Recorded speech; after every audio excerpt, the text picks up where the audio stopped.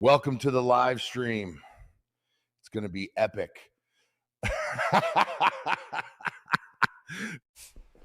This video is going to be epic.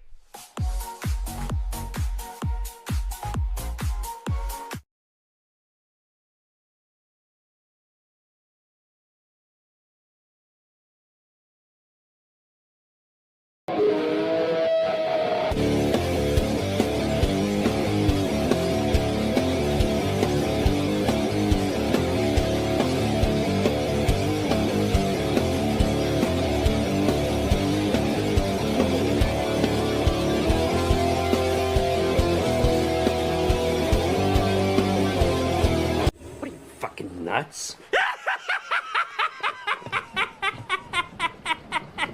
You thought? You just...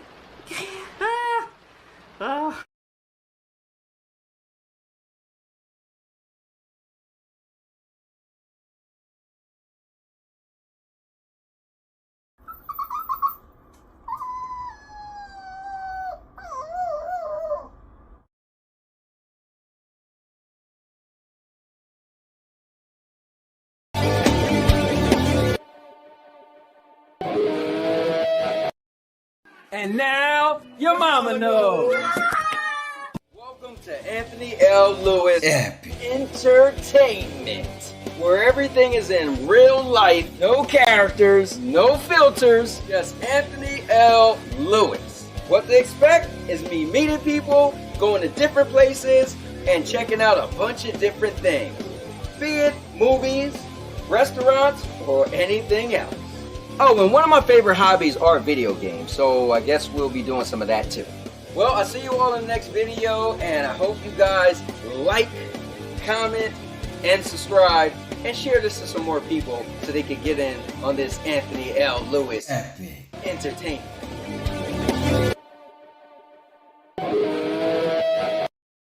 And now, your mama knows.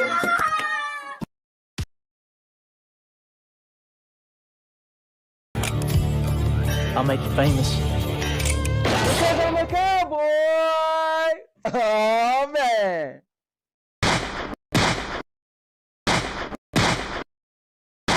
And now, your mama knows.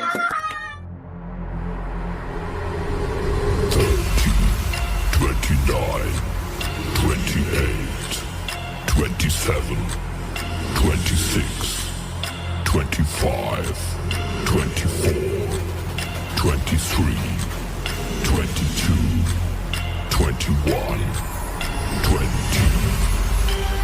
19, 18, 17, 16, 15, 14, 13, 12, 11, 10, 9, 8, 7, 6, 5, 4, 3, 2, 1, 0.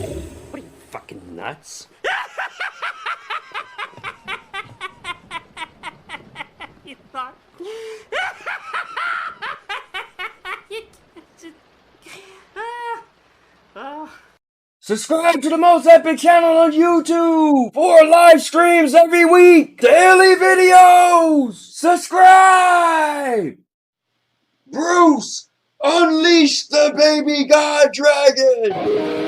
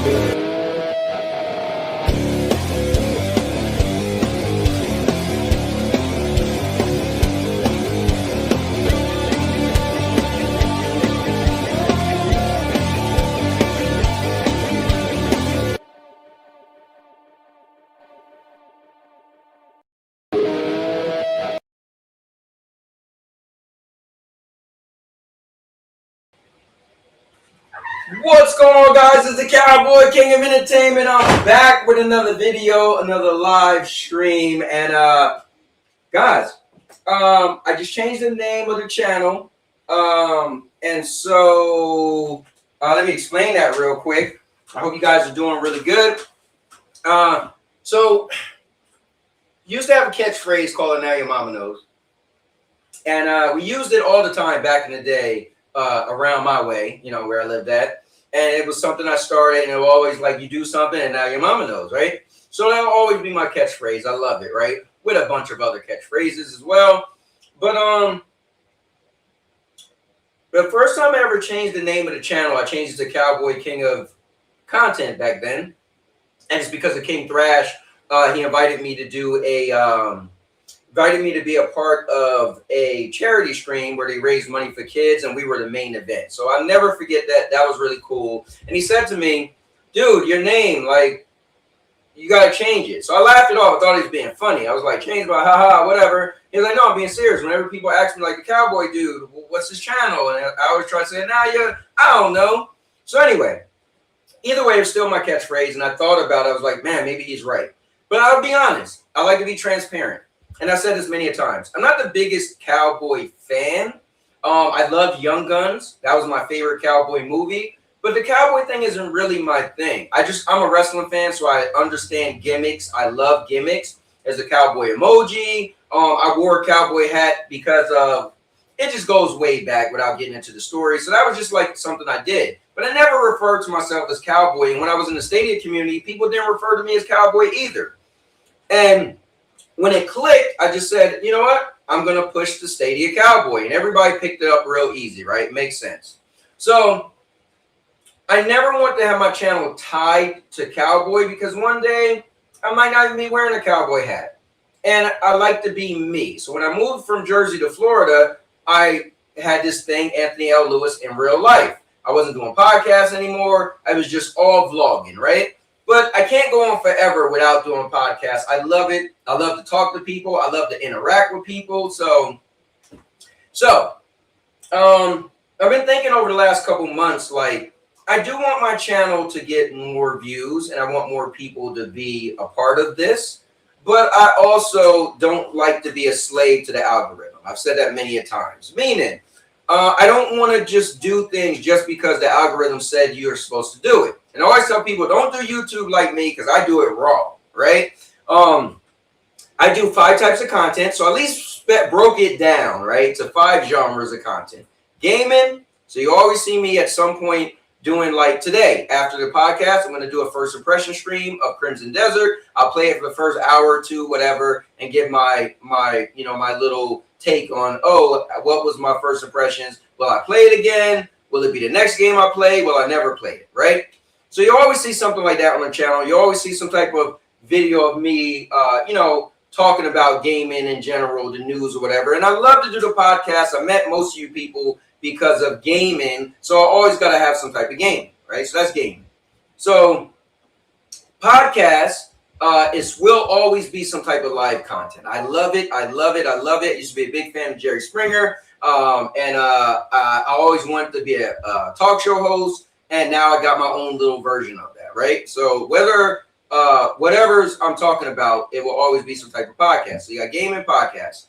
So vlogging has how this channel started. I started this channel by, if you go all the way back, my first videos show like 2 of the same pictures because I was into 3D heavy. So I had the 3D phone. It was the HTC Evo. And I was recording my kids and stuff on that phone. So that was vlogging, right? So my whole life's been on this channel since 2011. Every birthday, Christmas, Valentine's Day, even my honeymoon in Mexico, swim with sharks. I always say it because it's all true, right? So that will always be a part of my channel. So you got gaming, vlogging, podcasts, right?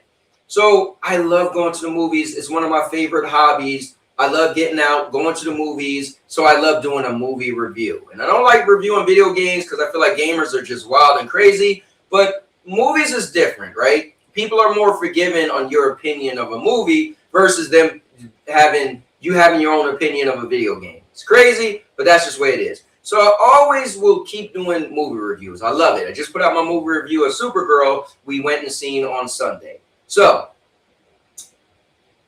gaming, vlogging, podcast, movie reviews, and then we come to product reviews. Guys, I love buying stuff, and whenever I do, I make a review. Matter of fact, just today I put out a review of a new ceiling fan I bought, right? My wife bought, and I put it up, right? I just put out a review of, matter of fact, I got a review that I'll put out probably tomorrow or some other day of a new pool float we got, right? So I will always do some type of vlog on this channel. Now, I don't want to have 5 different channels. I don't want to have a gaming channel, a vlogging channel, a podcast channel, a movie review channel, and a product review channel. Maybe at best, I could condense it into 3 channels. Maybe I could have podcast and gaming as one thing. Maybe I could have vlogging as one thing, and maybe I could have movie reviews and product reviews as another thing.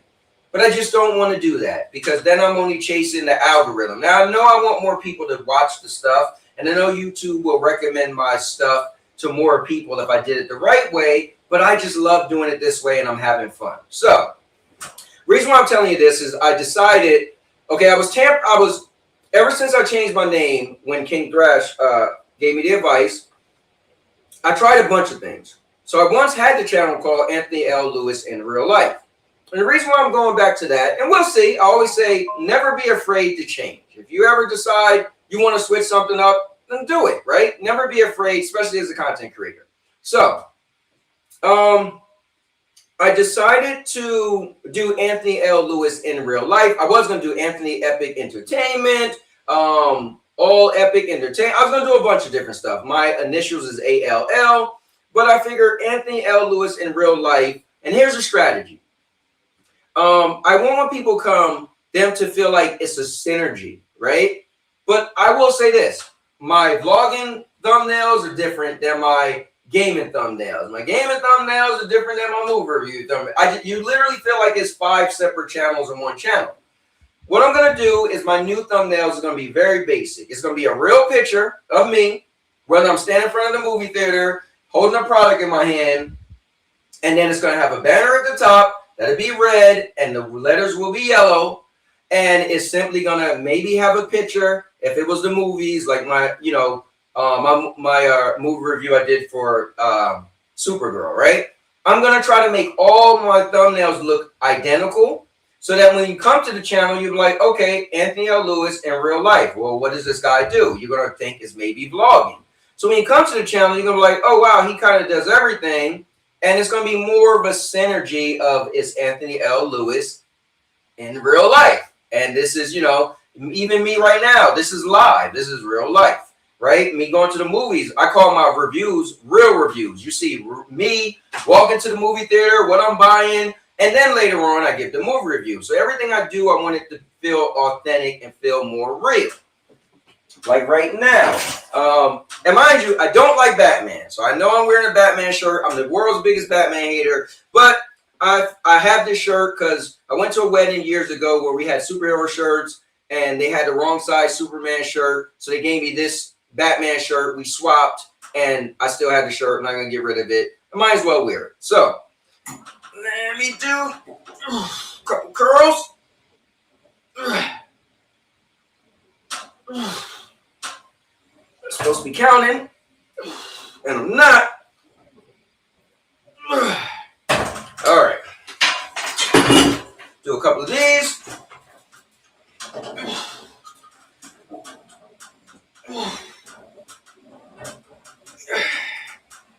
I had hurt my shoulder a couple months ago, and I took it easy. Now I'm back to doing my regular.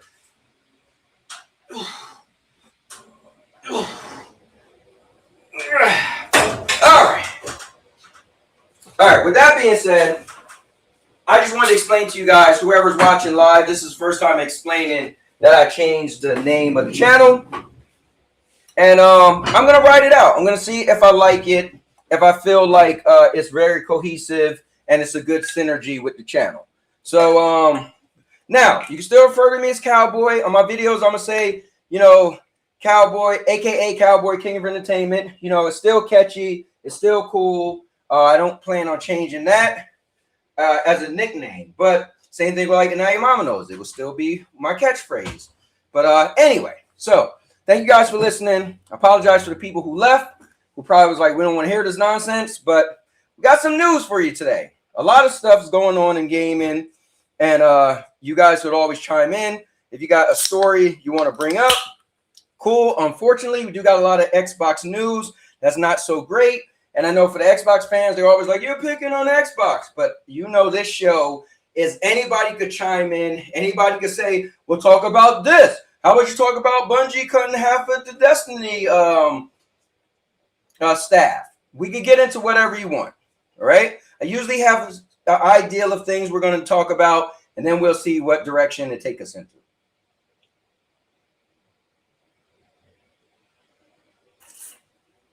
Whew. That's good. All right, so my man Lo-Fi Monk is in the building. Lo-Fi, what's going on, man? It's been a while. Last time I talked to you, you were on Purple Haze's show, and I hope you're doing good. My man Wilson. Wilson's in the building. Wilson, I hope you're doing good. What's going on? My man Blood. What's going on, Blood? So, what, Cowboy? Been a minute. Been busy helping my in-laws move here to Cali from Tampa Bay. Whoa, they came from Florida to California. That's a big move right there. Never been to California. One day I hope to go over to that side of the world. But it's probably like a vacation or anything, because I don't think I know anybody over there. All right, so let me pull up the Discord. I got a bunch of things that we could bring up. It's going to be cool. Lo-Fi said, yes, sir. Good to see you. Hey, man, it's always good to see you, Monk. It's really cool, man. Happy to hear from you. 5-0 Trey is in the building. Says here, but talking to the aliens. Hey, I hear you. I hear you. Cowboy goes west. Hey, it's going to happen. Now, California, I don't really know anybody, but I know my guy, Murder, who lives in Oregon. So that is really cool. Also, let me do this real quick. Since Murder did pop up, I don't do this all the time. Dad, you know what's crazy? Is because I changed the name of my channel, it's trying to search my channel, and it's not pulling it up. That's kind of funny. All right, let me do that. Look at that. Pulled me right up. All right, so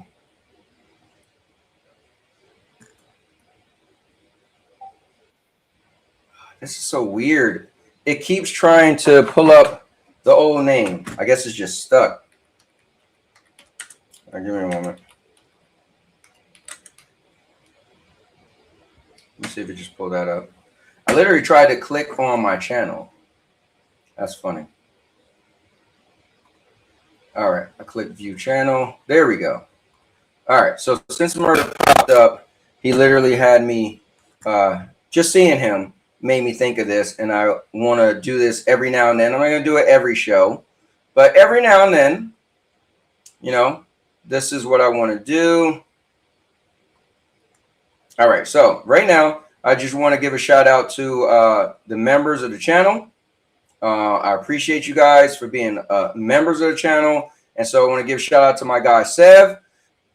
Excuse me. He's been around for 39 months. And me and Sev, we argue every day in the Discord as if we want to kill each other. But he's still cool peoples, and I do respect him a lot. But I feel like if you respect somebody, you should be able to tell them how you truly feel. Don't be fake to them. And if you guys are still cool, then that's the beauty of that friendship. So I appreciate Sev because he's quick to tell me when he feels I'm incorrect on something, or we have our little back and forth. So shout out to my guy Sev, 39 months. My guy Truth Seeker, 3 months. My guy TPG Buddy, 1 month. Shout out to Ray Sherrod, the Game and Cyborg. True story.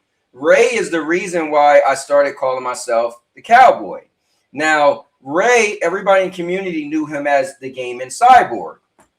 And I was like, I wear a cowboy hat. Don't nobody call me the Gaming Cowboy. And that literally gave me the ideal of like, maybe I should just start calling myself Cowboy. And literally you know. So I want to give a shout out to my guy Ray. Knew him for a long time. He welcomed me into the old community that transformed into what we have today. So thanks for the 48 months. Hot Pockets, my guy. Man, he always played We Wrestle Wednesdays, but he works on Wednesdays now. I haven't talked to him in a while, but he's still cool. I'm actually going to drive out to Mississippi in a couple weeks, and I'll be seeing him in person as I go out there for Energy's birthday, which is another guy. He's my right-hand man on We Wrestle Wednesdays. Let me see. It's me, Chloe Diz. Definitely a great person. Shout out to her, and she's expecting a child. Shout out to her and my guy Josh Warren. I met her through Josh, and fun fact, Josh is the reason my channel is monetized. Before I met him, I had my channel for 9 years. Never thought about it being monetized. Didn't care whatsoever. And he actually put the bug in my ear. And he gave me she said, dude, challenge yourself. Try to do 1 year to get yourself monetized. And I said, okay. And I did it in a year and 30 days. So that's been pretty cool. So shout outs to him and Chloe. They're having a baby. Mr. 1030, I believe he was the very first member of the channel. Shout outs to 56 months. And some of these people been members longer than that, because as you see, Mr. 1030, 56 months, but rejoined 6 months ago.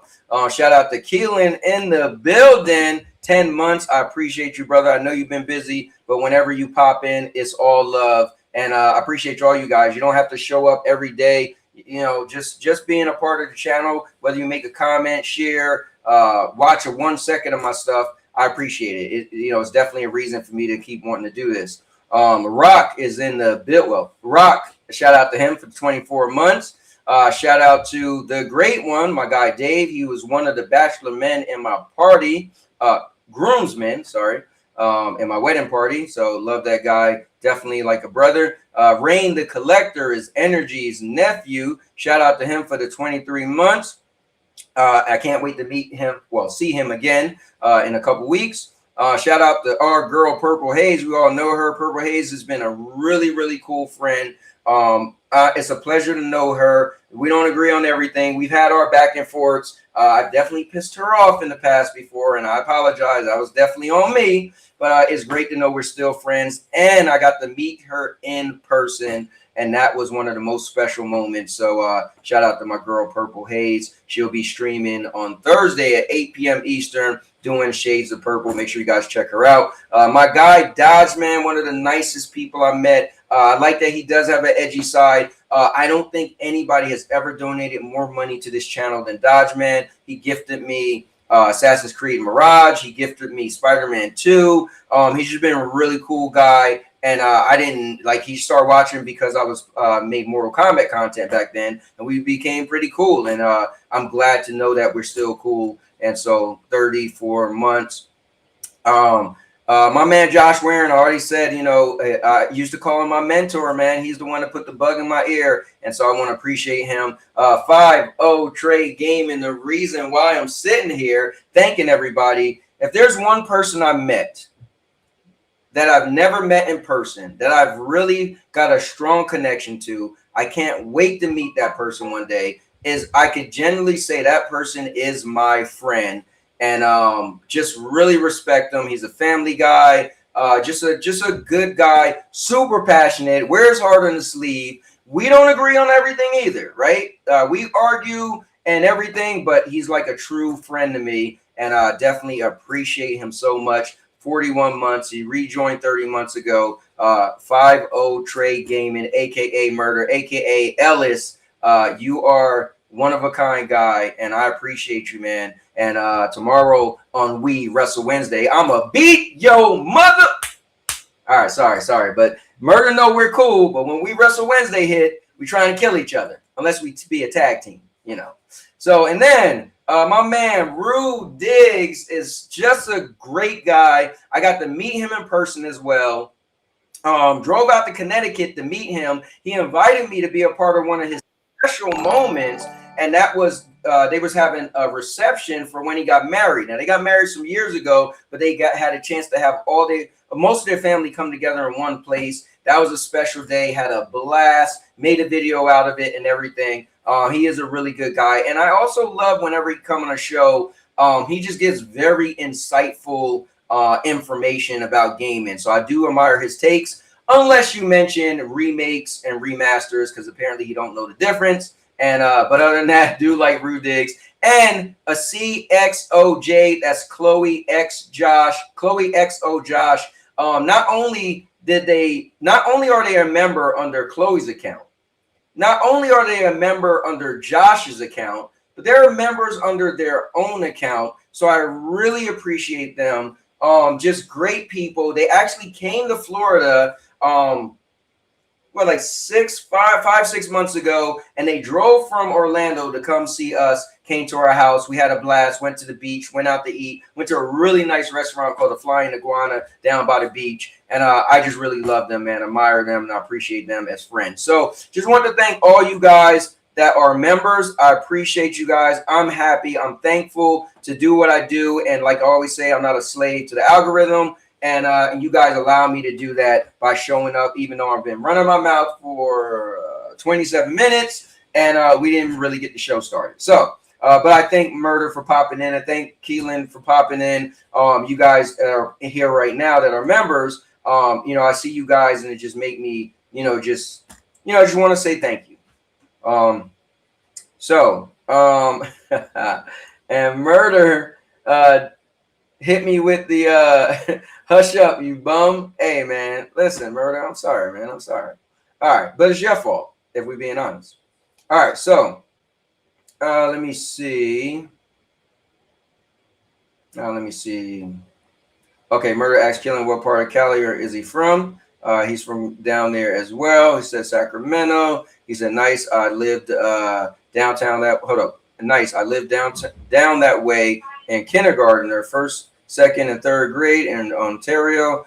Then moved to Inglewood, then Fontana. Murder's been all over.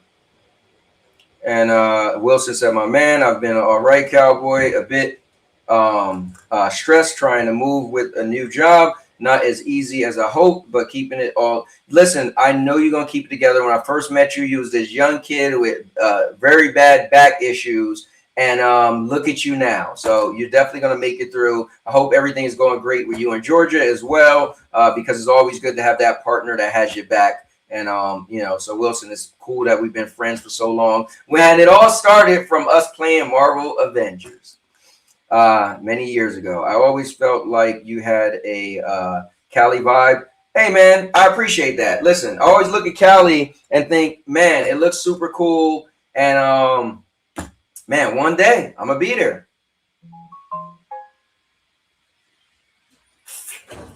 My son actually went and visited Cali. Thank you very much. You ate yours? Or are you separating? Oh, did you? Nice. All right, guys, I got some honey buns. No, they look like mini honey buns. They're cinnamon buns. Okay, cinnamon buns, mini cinnamon buns. Yeah, we got Pizza Hut today, and you can get your own little box. So you get your little mini pizza and some chicken bites.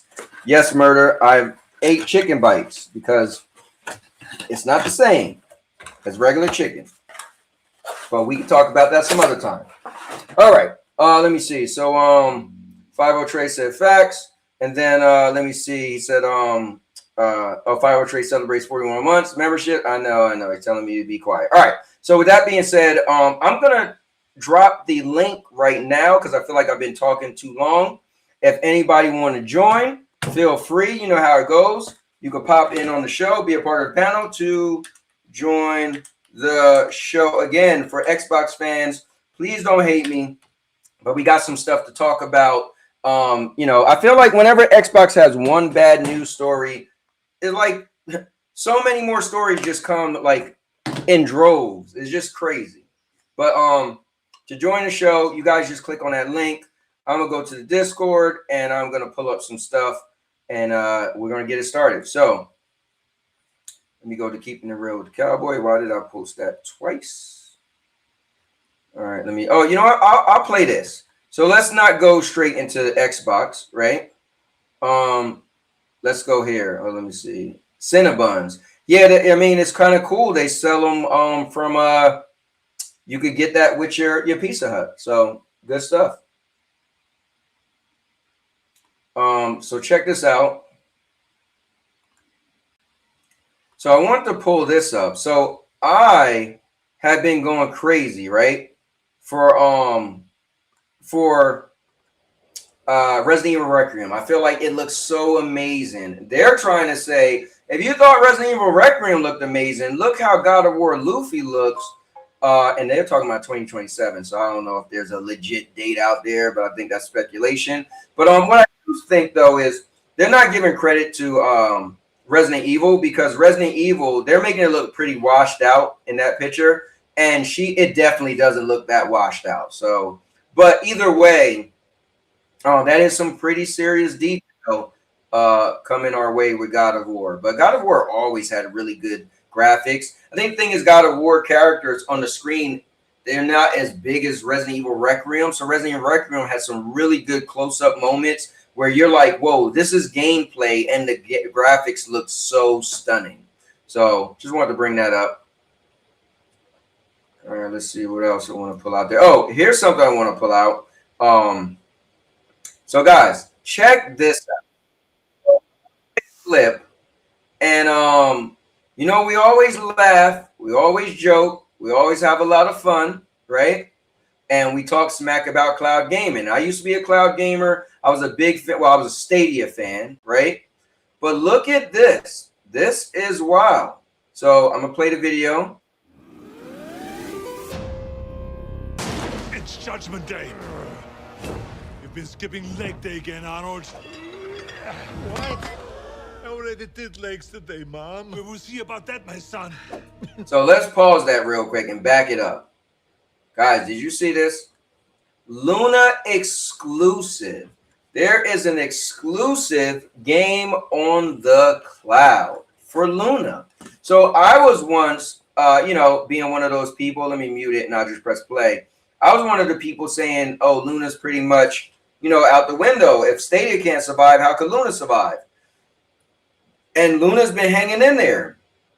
But to see them have it, and Luna definitely has some issues. They lost a bunch of games. They got rid of, like, they had like different tiers where you could have genres of games, but they're still hanging in there. And look at that. They have their own game. It's a game with Arnold Schwarzenegger. He's a judge. And on top of that, here, let me press play or let you hear this. But spare me the drama. Your Honor, I mean, arms are cute, but legs are mandatory. Skipping leg day is a serious accusation. Defendant? Your Honor, I live for leg day 24/7. I'm even pumping right now.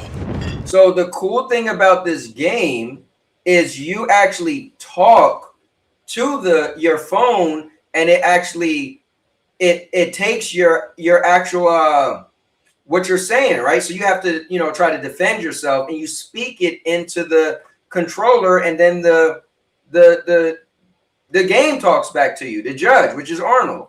That's pretty revolutionary. Now, in the Discord, somebody said there's a similar game like that, but I don't think you talk to it. So I think that's pretty cool.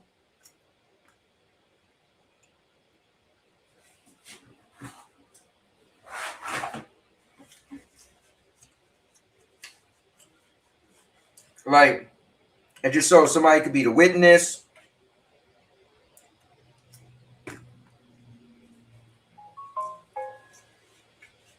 And you're pretty much trying to plead your case.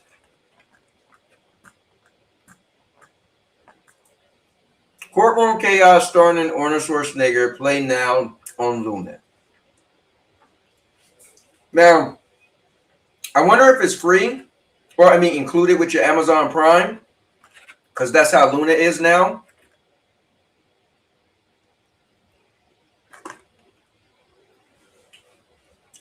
So that would be pretty cool.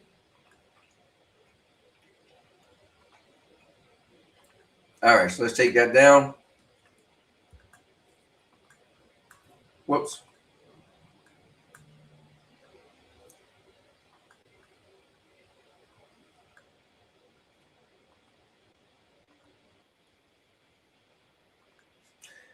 I thought I closed that myself out and realized I didn't. Yeah, that, hey, Lo-Fi, I'm not gonna lie, that does look pretty fun. That's kind of cool.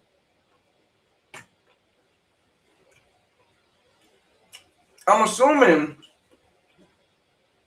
it's AI doing it all. I'm assuming, like, you know, AI is doing the voice of Arnold. And, like, just like when I talk to Gemini and it goes back and forth with me, I'm assuming it has, like, oh, you know, this is the case, and you assume whatever position, you got to plead your case, and then the judge actually will tell somebody who won. But that's pretty cool.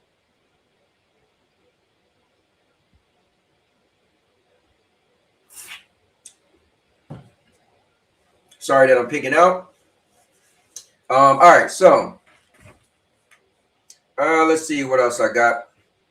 Oh, let me show this. So my guy Sev, he's been super into this new handheld that's coming out.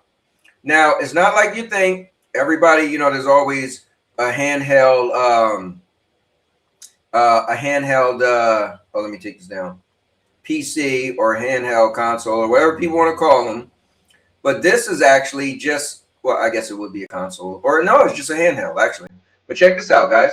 A new handheld coming out. And it's just going to play like old school games. And it's cartoony. And it's literally playing like, you know, those classic games. Look at that.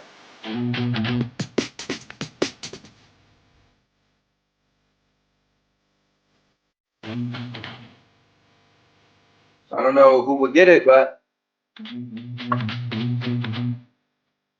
500 plus retro game.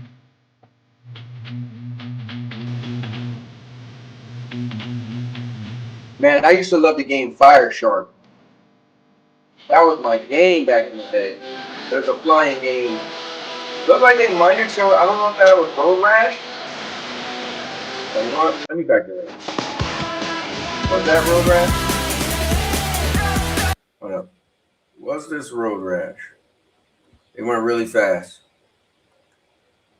I think that was just Bubble Bobble. I gotta see that. I don't know if that was Road Rash. What came after? Okay, came after this. Is that Road Rash? Man, if you guys didn't play Road Rash, man, well, Road Rash was the game. I think they show Archie Conan coming this year though. Everything. Would any of you guys get something like this? That's interesting.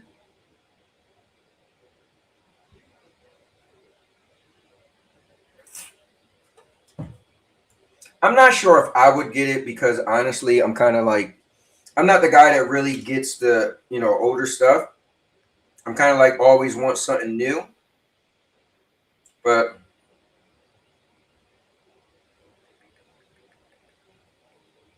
shit. All right, give me a moment. All right, just had to send a text out real quick. But yeah, I'm not really the one for like the older games. I had fun. I loved them when I had them, but I feel like whenever I've ever got a chance to play like the older games I was super into, it never lasted long for me. Like I feel like I'm always about something new. Give me something new. And like if I was ever to go back and play the older games, I feel like it'll be short-lived for me. You know? So, but this does look kind of cool. But let me see. Keelan said Road Rash was a classic. I used to hit people with the chain off the bike. Oh, bro, the good old days. Yo, JD's in the building. Said bots are down bad. Man. Well, speaking of bots, I'm about to bring in one of the most passionate bots that I've ever met. Coming in live none other than my guy, the man, the myth, the legend. He is my brother from another mother. He's the guy that I'm going to beat the dog piss out of tomorrow on We Wrestle Wednesdays. None other than 5-0 Trey Gaming, a.k.a. Ellis, a.k.a. Murder. What's up, man? Oh, you know, just relaxing, coming live from the living room. Live from the living room? You didn't feel like being outside today? No, the wife, she's back there on her computer doing some like meetings and stuff. Okay, got you. What's going on, man? How you doing? Good. Cleaning pools and raising kids. Hey, that you do. Yeah, man. So how many months has it been since you had the house? 4 months? Yeah. So how'd your feelings, man? I remember live when your wife walked in and said, "We got it." Yeah. And you didn't even know, like, you were just like, what? Yeah, that was crazy. And that happened live. Right. You know? Yeah. But that was cool. Good. A lot of responsibility, you know. Yes, sir. And I live in wood, not in woods, but there's like trees around my house. So all the sticks and all the debris that blows down on my car or in the pool or it's just a lot to keep up with. But got you. You better get one of them robot vacuums, man. That thing is great. Yeah, when we was talking on the phone the whole time, I had you in my pocket, and I was out there just cleaning the pool. Yeah, but good, man. See you in here talking about games. I was, had some time. Yeah, so let me ask you this: would you get something like this? No. No. Why not? Yeah. Like I've told you before, that might be fun for people, but it won't be fun for me because as far as the older games, I've kind of like moved on. Yeah. I feel like laptop. Yeah. Okay. Anyway. Whenever I play these games, older games, that nostalgia is cool, but for me, I'm speaking for myself. It's very short for me. Like I'm like, oh, and then I'm like easily like, okay, I want to play a new game. You know what I mean? That's just so that's me. You know what I mean? You would be satisfied with what like how I send you the old retro games. Oh, that I remember that was fun. Right. And move on. Yes. I don't want to go back and revisit those old games, but there are a lot of people that do. So that's cool for somebody. Maybe at work on a break or something, or if you got it in your stock, but would I go out and go buy it? Nah. There's already machines out there like that. Yeah. All right. Yeah, I know Sev is excited for this. And so I was like, you know what? Let me post this thing. I wonder what some people think. But Wolverine don't excite him. You can't listen to nothing Sev say. You're excited for this, but that's personal preference, So I love you, Sev. Love you, Sev. I'm just joking. That is, but hey, that's his own words. He ain't excited whatsoever for Wolverine. He had a weird take too. He was like, okay. Sorry, keep going. No, I'm trying to think what it was. Was it Wolverine or it might have been GTA? Oh, I think it was GTA. He was like, when they first announced that it wasn't going to be physical, it's like, that's another reason to make me not interested. I was like, but you're on PC. You don't get disc at all. So anyway, but that was just one thing. But let me see. No GTA6 on GameFly. Does this mean Cowboy has to buy the game? So you know what's crazy? I said a very long time ago that I was going to get GTA6, right? And just recently, I was like, you know what? Because everybody's going back and forth with like, will the online be included? Will it not? And I'm like, personally, I just want to beat the story and then get online because now I'm gonna play with Murder. I'm gonna really give it a shot. I'm gonna say, you know what? I'm gonna get into online day one so I could be with everybody else. Yeah. So, I did, but I always was gonna buy it. I said, regardless, I'm known on record to say GTA is the most basic game, but at the same time, I'll rival people in GTA. I used to be that was one of my favorite games. So at the same time, I could talk my talk because I like Murder say a lot of times. People talking about stuff they don't own, they don't play. I can tell you this. Now, I did miss out on San Andreas, and I know some people say that was the best one. That's so a crime. I would say when I was that's like, crime. Yeah, when I got out of it, that did come out, and I was like, man, I'm done with that game. And then I end up buying 4, and then I end up getting 5. I beat 2, 3, Vice City. I skipped San Andreas, beat 4, and then I got 5, and I was like, and I owned 5, and I was just like, and I never even finished it. But that's years and years ago, since Grand Theft Auto is so old. And now, you know what? It still is, when you think of those games that just do that, like Grand Theft Auto, what's the one where the last one was called Legion? Watch Dogs. Like all these games, Grand Theft Auto is the king of them all, right? It is the king. So if you really want to get immersed into that, a sandbox game is what they call them, Grand Theft Auto is your thing, right? So the new one, I mean, you might tell me more that I don't even know, but I know somebody was saying, like, I guess the NPC is going to feel more real and all this stuff. So there's a long answer, but to answer your question, yes, I am going to buy the game. I was going to buy the online regardless. So if the game and the online was together, I was buying the game, right? I was only going to thought of recently, well, if the online was separate, then I'll Gamefly, beat the story, but buy the online. So yes, I will be buying Grand Theft Auto. I think that's how they're going to do it, Cowboy. I mean, sell it separately. I think just the way that they did it the second half of the generation and knowing what they know now. Right. I know Rockstar is greedy, and you know, I think they'll do like they did the first time, how they had the mode is on the disc, you know. Right. But you know, you could always go back later and pay the $10 or whatever it is, and just specifically for, like me, before I lost all my copies of the game. Right. And I knew what I wanted to play, so I went and paid the $7.99 for the PS or Xbox first. I went and paid for the updated version of them just for specifically the online, which is the whole world anyway. Right. And just did it like that. But I mean, I own the game now, but I think they're gonna do that. They're gonna double dip. They're greedy. Yeah, I mean they did. So they did sell it separately. But I think they're gonna super double dip. So we'll get into this. If it takes us there or whatever. But I was going back and forth with Sev, right? And they did say that they were not going to have a disc when it comes out. I said, I guarantee they'll have a disc. I can't see them not. People going to want to collect it. They will have a disc. So Sev was like, no, they won't. I was like, well, listen, I don't really know if they will. I just really think they will. You really think they won't? Because they said it won't come when it launch. We was even to the point where, we should make a bet, blah, blah, blah. I said, the thing is, you're saying they're never going to have a disc? He was like, never. So he was like, but we got to put a time on it because you can't just come back 20 years later and be like, oh, I want my bet. I was like, I mean, you said never. So anyway, let me ask you this. Do you think GTA will never have a physical copy? Never? I honestly can never say never when it comes to that game. I think maybe further down the line, remember how there was a lot of games? Remember that... Sorry, these things don't. I can tell you a couple. Alan Wake 2 came out disc only. There's a lot of games that are disc that had no physical, and I think like maybe a year later they had a physical.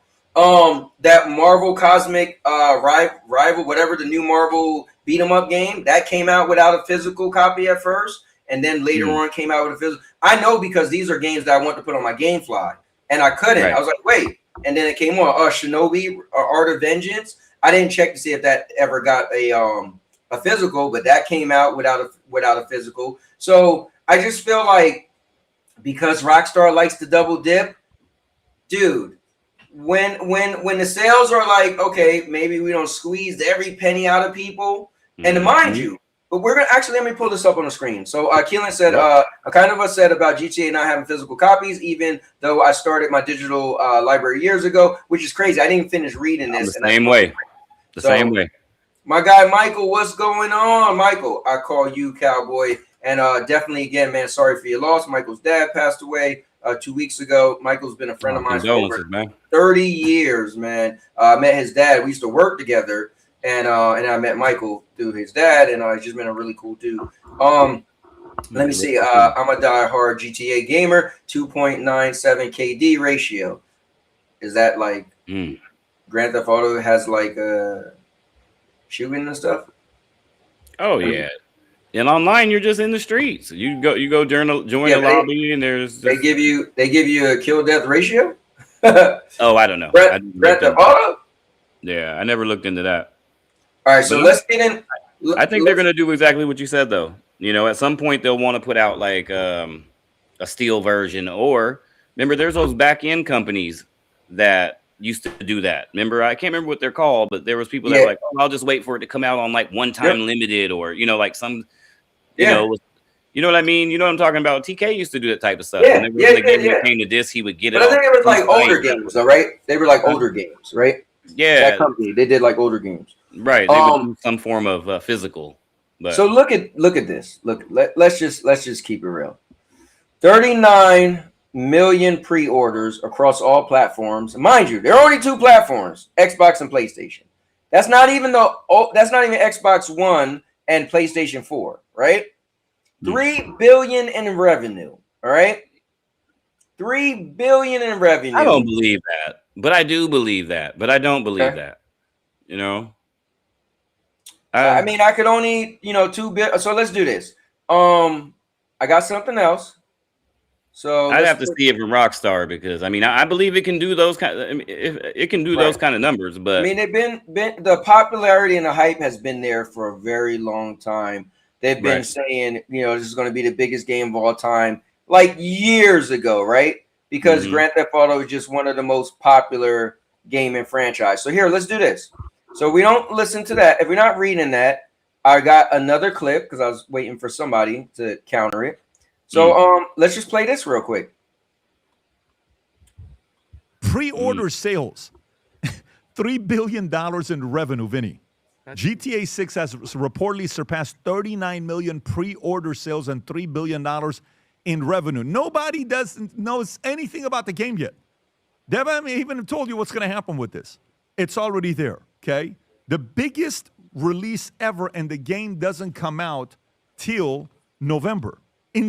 Biggest release ever. Now, I was talking to Seb the other day, and here's what's crazy with gamers, right? Jeez.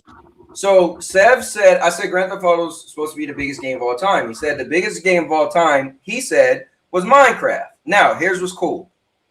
He said Minecraft was the biggest game of all time because it sold the most amount of copies. Then I said, yeah, but Grand Theft Auto looks like it's going to make the most money. And Dude Games came in and said Roblox is the biggest game of all time because it has the highest player base. So now you got 3 games. Sold the most copies, one might make the most money, one has the biggest player base. So then Seb was like, well, technically Roblox isn't a game. He was like, how's it not a game? It's like, because when I say Roblox, you go on Roblox, you don't even know what you're going to play. I said, whoa. Fortnite do the same thing. People create games and they're in Fortnite. But when I say Fortnite, you know what I'm talking about. So we could do measurements however we want. I was bringing that up to say, it's just a conversation. Nobody's right, nobody's wrong. You could say your measurement is how much money you make. I could say my measurement is player base. Somebody in the back could say their measurement is how many copies sold, whatever. Right. So, but we can't deny a game selling a lot of money now. Granted, it does cost $80, right? So, but here, let's play this. But I mean, we've all knew it was going to make a lot of money, so it's not crazy. Right. But let me finish it. Insanity when you think about this. Insanity. They're talking about this is going to be the biggest hit ever. Raymond James and Andrew Merrick say the pricing is broadly in line with expectations. He believes $80 is reasonable despite exceeding the industry's current $70 standard. If there's one game that can price at $80 without garnering significant player pushback, it's Grand Theft Auto 6. All right, so let me touch on that. Do you agree? I do. Actually, we both buying it for 80. Right? I do. But we're different, right? Well, I spend a lot of money on whatever I want, right? But do you think for gaming, if there was one game that said, hey, every other game is $70, we want 80. Now we're gonna act like this Mario Kart thing didn't happen, but that did happen. But if there was any game, and as a gamer, you justify it. You could think of the next God of War. You could think of Gears of War E-Day. You could think of the next Forza, whatever big game. Do you think Grand Theft Auto is, with its popularity, with its hype, with how much it's sold, do you think that if there was one game that say, hey, we should cost more by $10, would you say, you know what? I agree. I would have to say that I agree. Being a fan of Grand Theft Auto and playing all of them, you know that they're I mean, it's a new era, and there's a lot of new heads that are coming around that, you know, that it's not as big as to them, but it is, whether they're playing 5M or any of, sorry, I'm sliding the socks off. They're playing 5M or any of those other, you know, it's a huge game. It's a cultural game. And if I could make an argument for any game, I would oddly justify that one, because it just gives you the amount of entertainment that you're getting. Now, do I like it? Hold on. Do I like it? No. Do I think that it sets like a standard that other people are gonna think? You know, because who's to say who doesn't believe that what their game is worth to them? Correct. You know, what if any now Elder Scrolls people? There's some people that believe that's a huge game. You know, So if we let's back up a little bit, and I'm gonna get to the chat, guys. So Mario Kart did it first. Nintendo got crazy. We was like, crazy. What? $80? I thought Mario Kart was $50. Though. Now you remember, Outer Worlds tried to do it, and the community was like, no. And they lowered their price from 80 back to 70. So somebody else did try to do that, and they got hella backlash. But I agree with you. I've been in the gaming since I was a kid. Even though I've been on record to say, you know, in the last 10 years, I probably haven't, maybe more than I haven't been the biggest fan of Grand Theft Auto, right? But I feel like I can say that I played a lot of it, but I'm not gonna act like I don't know what Grand Theft Auto is. I'm a gamer, and I pay attention to what's going on in gaming. If there was ever a game that has, like, what game has this hype? Nothing. You know what I mean? Like to grab so many people from young to old. Like, people love Grand Theft Auto. Yeah, it doesn't matter what I say. People love Grand Theft Auto, and you can say, "Well, people love Minecraft." You know what I mean? That's debatable. Oh, people love Fortnite. But different demographics. That's you know, people get on that game, man, and they turn in, you know, just like gaming used to be. They turn into something that they know they ain't. You know, these kids or these younger kids, even me included, we used to get on Grand Theft Auto and, you know, not be able to do it in real life, but go steal a car or, you know, and it seemed like it's you know, it's real. Ain't nothing like riding with CJ through San Andreas, riding through the hood. Like it just made people that was out there at those times and played those games live. They know what I'm talking about. It's just one of those cultural moments now. Is it okay? No. But Cowboy, let me ask you a question now. Okay. Would you not pay $80 for the next WWE 2K? I mean, I paid $150 for the last one. That's my point. But that was my point. We will go, and they know that people that have and can afford it will go and pay for things that they want. Will every game get that treatment? Hell no. You know what's crazy is this is a shame, and I'm part of the problem. So I always admit that, right? Me too. I'm different. I will buy what I want, and I don't care who's complaining that it costs too much. I mean, I spent $3,000 on a damn phone, so I'm a part of the problem. My thing is this: if I'm into something, I want it. If the next WWE game was regular price, not $69.99, but $79.99, I'm not even batting the eye. I'm like, sold, because I played them all. How can I not? Now, maybe if all of you guys are like, bro, we ain't getting it, you're going to be the only one playing by yourself, but we're going to keep playing the old game till it go down sale, then I'd be like, okay, cool, because I'm not going to play it by myself. I enjoy playing it with all of you guys. It became a thing together. Now, I was playing it before you guys, but it's something different now that I can't see without you guys. So that would be my only reason I'd be like, no, I'm not getting it. But you know what I mean? Let me get to these comments. So Urban popped in the building. Urban said, Cowboy, I don't think you were a GTA fan, and I doubt you care about it. Well, I think you probably heard me explain that already. Let me see. Those numbers are going to pull Cowboy in. LOL. Let me see. Lizard said, we don't know the revenue until Take-Two earnings. All these sources are I agree, though. I agree. And that's all we can go off of. This is just conversation, if we're being honest. I also don't like when people make it like this stuff is concrete. This, you know, yes, this is just, we're just, listen. Cowboy, this is that podcast that you're talking about right there. Ain't no just regular. I mean, you know, not like no regular. Correct. You know, that's why backyard bullshit. You know, these are guys that talk to the presidents and stuff. I've seen, and that's why I put it on. I put the picture. So when you and I were talking about the picture, you was like, believe it, not believe it, and I have my backup. Right. Not that I care. That dude don't even play video games. The guy who's talking about it, he's not a video game guy, so he's just reading some shit like, right. You know, so but yeah. So we don't know the revenue until Take-Two earnings. These are all speculated. That is true though. But I will say this. I've always say this show is for me and everybody else. It's just for entertainment purposes. We like to laugh, joke. We could talk about rumors. We talk about real stuff, but we just got to keep it real with ourselves. Now, if you hear something in the show and run around telling people like it's real and say I'm not fact checking or whatever, that's on you. You know, but anyway. We don't know that it ain't. Right. Like Minecraft already beat it because the original developer sold it for $2.5 billion. So the thing is, the reason why I say, so I know somebody was saying how much money Minecraft had made. We were talking, me and Seven them, and I was like, here's the crazy thing. We're talking about stats Grand Theft Auto did in a few days. Minecraft been out for like 14 years. Yeah, it's gonna just let that sink in. Grand Theft Auto, man. But now Minecraft also been on way more platforms as well. So I mean, Minecraft's on a cell phone. Minecraft's on every platform. So that is something too. Where GTA is cutting itself off, where they're only on next gen, and then we'll get. I'll bring it up now. If we already talking about something $1 billion, and we already got people saying the PC market is bigger than consoles, what's gonna happen when it comes to PC? Now, granted, I know a lot of PC players got a console and they already paid for it. So let's keep it real. But it's still going to come to PC, and some people are going to double dip for that. And some people that didn't bought it and is waiting. So if you think now they made so much money, dude, just imagine when PC open up. Just fathom that.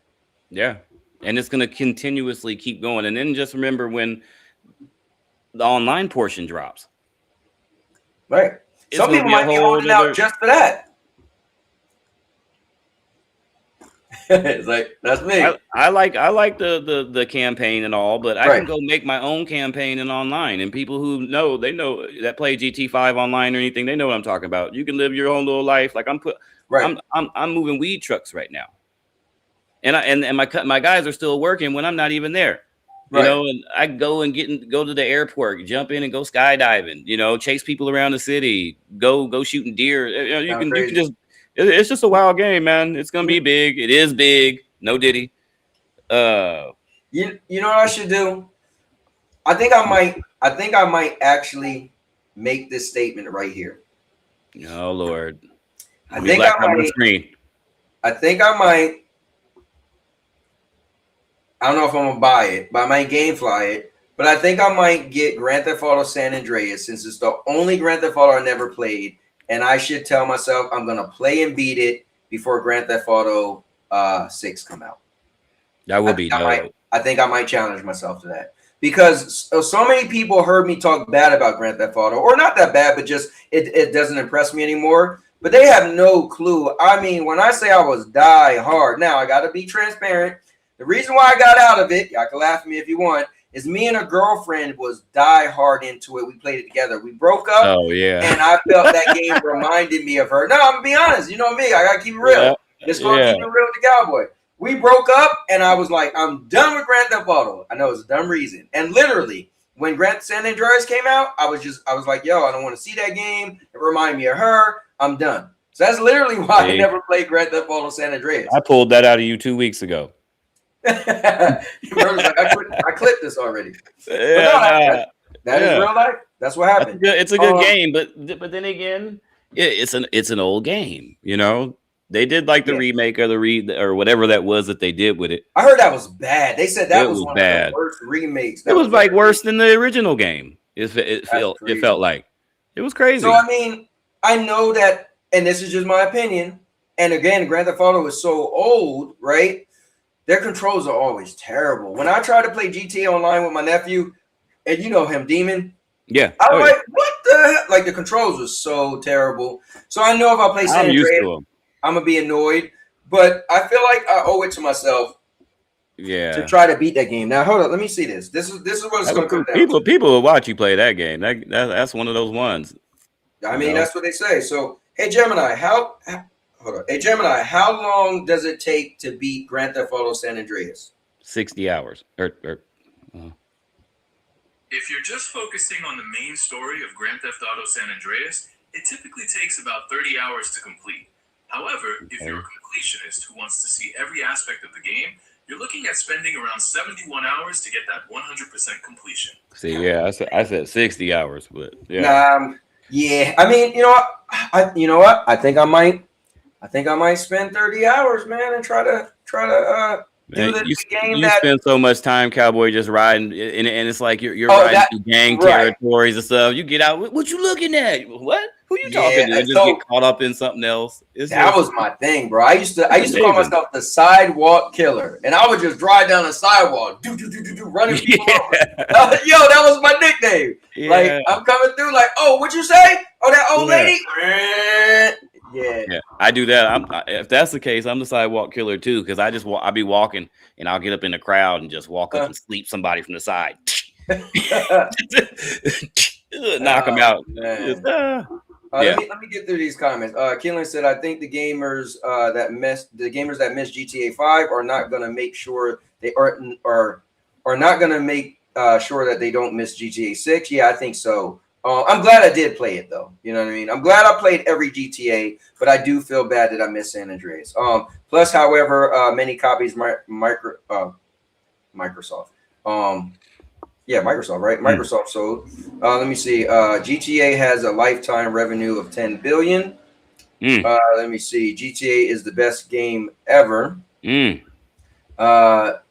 said this pre-order talking point is the dumbest thing in gaming.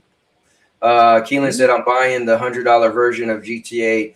Now, I don't know about that. Now, I rolled out of bed. I rolled out of bed the morning that was live and booted up my PlayStation and went over there and pay-pigged. I know you sent me the thing. Turned it off and went to work.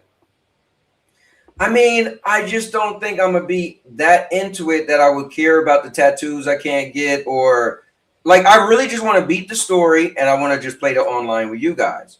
So if I only, you know what I mean? So I don't know. But then again, somebody made a good point. They said this is the cheapest deluxe version that GTA has ever had, meaning that it's always more than a $20 bump. Yes. So I feel like, dude, one, I'm going to be honest. I'm not bragging on me, but $20 really isn't going to make me not sleep at night. Like, I'm not going to lie to you. So I just feel like, do I just close my eye and press the deluxe version, or not? I just don't even, like, when I seen what was in it, I was like, I don't even, you know what I mean? Like, I don't mind spending money on stuff that I want. I don't mind spending money on dumb stuff I want. Trust me, I'll spend money on some dumb stuff, but I just don't want to spend money on something that I'm like, I don't think I even remotely care, if that makes sense. Right. You know what I mean? Oh yeah, definitely. So I don't know. Let me see. But hold on, Cowboy. Like, okay. It's like GTA is not the first company to do anything like that. You know, like there's a lot of these games that when they come out, they might come out with a horse mount or, you know, access to an extra story or mission or this or that when you pay extra. I mean, that's nothing new. Yeah, this is a day in the life of gaming. Yeah. Right. That's nothing new. It's just arguing over that. That's stupid. But that's what gets people to watch their, you know, they magnify these things that on other games they can get away with it, you know, but it's like the bigger games, they always get nitpicked a little bit more. Well, it's like, if we being real, it's because this is the day and age of talking points. This is the day and age of YouTube and Twitter. And so at the end of the day, people are making a big deal over these big games because they give them big clicks. You know what I mean? Right. Like, this is a cool, I wouldn't be talking about it if it wasn't a big story, right? It's, you know, so it is what it is. But JD said it doesn't matter if it's digital. Now, that I'm not going to agree with. Although I love digital, I only buy digital games, but I think I would never agree with it doesn't matter if it's digital, because there's people who really like, don't say that to TK9, right? Matter of fact, I was physical game too. Good thing to say to him when he said, "Oh, give me get me Grand Theft Auto, you should have been like, oh, it's not physical, so you wouldn't want it. Yeah, I'm gonna get it for him. I owe him. We made a bet over a year ago. I remember. In my defense, I sat there and I told him, I was like, "Hey, I got it," which I always have it. And I'm like, "Hey, what do you want?" He's like, "Man, there ain't nothing else. There ain't nothing I want right now. I'll let you know." And that's what And so we talked today. When you told me you would talk to him, I was like, "Oh yeah, man, that's cool." You told me and he told me too. Yeah. Let's see. Minecraft lifetime revenue is around 12 billion. That is crazy. Just imagine when the Series S version opens up. Man, jeez. So it's neck and neck, but they are similar games in that you can do anything you want in those worlds. Let me see. That joint gonna blow up. No, but you know what's crazy though? Lo-Fi. If you said they're neck and neck, think about this. Grand Theft Auto hasn't been purchased like literal yet, right? Like people did the pre-orders, right? Just think of people like me that I'm guaranteed to buy the game. I just don't need to buy it yet. So if they did that much now, just think how many more sales they're going to make on November 19th. Just let that sink in. And then think how many more sales they're going to make when PC open up. So with that being said, hold up, let me get to this. Let me see. That joint going to blow up. JD said, I don't think there has been I don't think there ever has been a GTA game that's not ranked over a 95. Or excuse me, I don't think there's a GTA game ever made that's not ranked under, or that's ranked under a 95. I might be wrong on that, but I think they're all 94, 95, 97, 96, 90. I mean, it's just one of those games. And with the technology that they have in these boxes and what they can do with velocity architecture and pisser and whatever these consoles got in them, man, they should be able to push this shit. And GTA 5 looks amazing. If you're playing it at the highest, like I'm playing, well, I'm not playing it on PC, but I have it on PC. Right. But on my consoles and stuff, GTA, they're still updating that game. It's beautiful, man. Yeah. You go ride those mountains. Red Dead. Come on now. And they're sitting there questioning what they're gonna do on this next game. Well, I think because people are wondering if it's going to be 60 frames. That's the thing, right? Yeah, I understand that because that is some people's thing, right? Like, look at Doc. Doc said, "Listen, if it's 60 frames, I'll buy a PlayStation 5 Pro."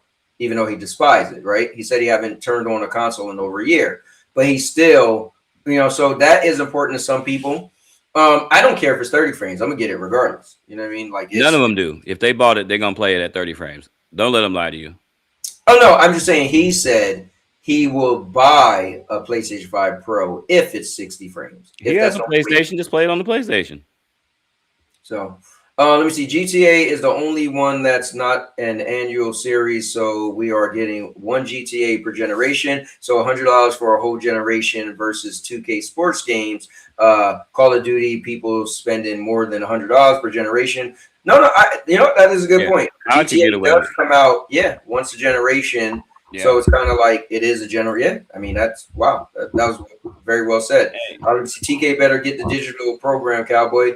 I don't know, man. That's one guy. I don't know if you're gonna break him. He said, he's getting digital. I'm buying it for him, but he getting digital. Yeah, he's probably gonna be like, hey, I didn't pay. He'll be playing this one, talking about, well, I ain't paid for it. So that's what he told me. When he texted me, he's like, yeah, but he loves some physicals. So GTA is the best game ever made. I don't know about GTA being the best game ever made, but I think it is definitely some people favorite, and we'll see. Maybe this one.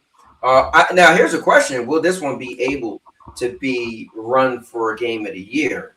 Because I think they said it's that sweet spot is in between the 15th and the 20th. It comes out the 19th, but then I also heard people say, as long as people got review copies ahead of time, but then I heard people say Rockstar said people aren't getting review copies. So this might just be another one of those big games that don't get put in Game of the Year. Yeah, Rockstar, they don't, I mean, they've done that before. They don't need no review codes. Mm-hmm. No, I mean, in order for They know when it, for the game I don't know. to be Rockstar just does their nominated own for Game thing. of the Year. I don't know how to explain it. You know. Mm-hmm. Oh, it has to be reviewed before a certain time, and they won't yeah, right. So that's what I'm saying. I get what you're saying. Between November 15th and November 20th is usually like that cutoff area, depending on the year. And GTA comes out November 19th. Yeah. You know, and I heard Rockstar wasn't giving out review copies, so therefore somebody can't review it. So then how could they even put it in Game of the Year? You know what I mean? So it might just not get in there. Dodgeman is in the building. He said I was gonna pre-order it, but I'm gonna wait. That's fair. All right, so let me finish playing this because I think wait to what the rest of what he said. Let's hear this. That game, given its massive scale and anticipation, he notes that the Ultimate Edition carries only a 25% premium over the base game, the smallest premium Rockstar has charged for a deluxe edition. Tom, why is this such a big deal? This is a legendary franchise. This is one of the top 3 selling video games of all time. Number 1, of course, is Tetris in all of its form. That's number 1. Minecraft, I believe, is number 2 and number 3. This is. Well, hey, people sleeping on Tetris. You heard what the man said. Number 1. Now, nobody bring up Tetris, but number 1 best-selling game of all time is not Minecraft. It's Tetris. Now, who would have even thought of that, right? One of the Mount Rushmore franchises of video games. You know what? Can't argue that. If you got a Mount Rushmore of gaming, now they were not saying your favorite, so I think people need to separate. My favorite game is Prototype, which probably won't be on nobody's Mount Rushmore, nobody's whatever. That's just my personal favorite. But there's times where you have to look and say, I'm being like, as a gamer, these are the best games, in my opinion, humble opinion, and this might be my favorite game. We're taking favorite out the way. But when he's saying your Mount Rushmore, meaning as long as you've been in the gaming and as much as you know, maybe you don't know everything, but as much as you know of the buzz, critically acclaimed, sales, player base, just what makes a game stellar and stands out. If there is a Mount Rushmore, the GTA franchise got to be on there. Has to be on there. Yeah. And Pac-Man be on there too. Just saying. Yeah. Just saying. But let me finish this. They've sold. You know how many units have been sold, guys? 460 million units. They're closing in on 500 million units with no cross with this release. The last release sold, which was 13 years ago, GTA 5. I remember this. It was $1 billion in 3 days. $1 billion in 3 days. Grand Theft Auto 5. Yeah. Like I say, all this stuff, if you were there, all this stuff is nothing new, man. All these people nitpicking and doing all this are the same ones that are going to be drooling on it when it come out. You know, man, I remember when I remember when the first Mortal Kombat came out. That was such a big deal. Oh my God, yeah. For the first time, I'm talking. The buzz in school, was crazy. Yeah. That was all crazy. you wanted to do was get off and play that game. That's it. $1 billion in 3 days. Now this is $3 billion on pre-sale, waiting to go. That pre-order sales. Whoa, I didn't mean that. That is crazy. Oh, did it stop? Hold on. Pre-sale, waiting to go. So listen to what he said. $3 billion in pre-sales, waiting to go. Right? Again, pre-sales. He said 13 years ago, Grand Theft Auto 5 made $13 billion in 3 days. But that's actually selling the game in the first 3 days. We're talking about just the pre-sales. And we're only, we got, 6 months. So just think of all the people who's going to keep pre-ordering as the time go by. It's crazy. Crazy. Yeah. All right. Yeah. Let me see. It's Prince money, man. You could jump on GT5 online right now. Just totally. Yeah. That's crazy. Totally forgot about Tetris. And he said Prototype is not my favorite, but it is on the list. That game used to milk my 360. Man, Prototype is my game. Actually, you know what's funny? I still need it. So last year, I never streamed Prototype fully, right? So last year, I actually streamed the whole first game, and I didn't stop streaming until I unlocked everything in the game, right? All the weapons, right? So I still got to do part 2. So some point in 2026. I will. Now, hear my hesitation. This is how real I am, bro. It will go down, and it is my all-time favorite game. but I still want to play new games over that old game. I keep it 100. Like I would have been played it and streamed it because I told myself I'm playing and beating and unlocking everything on stream. I want it on my channel as my favorite game. And I'm going to do it for part 2. But my hesitation is it's still older. Like I don't get excited. Like once I'm playing it, of course I'm like, oh man, this is why I love this game. But I don't wake up saying I want to play Prototype. I wake up saying I want to play a new Prototype, but I don't want to play the old game. So that's just me. But sometimes people kill me with these old games. Don't you want to play? No, I don't want to play Backgammon from 32. No, I don't. I don't. But that's just me. That's me too. That's me too. He said, how they allegedly sell 460 million units. Are there even 100 million PS5 sold? No, this ain't PS5. This is everything. This is everything for right now. So this is PlayStation and Xbox. That's the only thing you can get it on right now. Yeah. Why did you think they was only talking about PlayStation? That was the last game. He's talking about 460 million. That's like, they're not even talking about this game. Right. Yeah. Sorry. Yeah. Yeah. He did switch over and start talking about Grand Theft Auto 5. So MK was huge cause. Yep. I remember going to Circuit City to buy it for my Sega Gen. Damn, Circuit City. Man. Classic. Yep. They finally got rid of our last one down here about 10 years ago.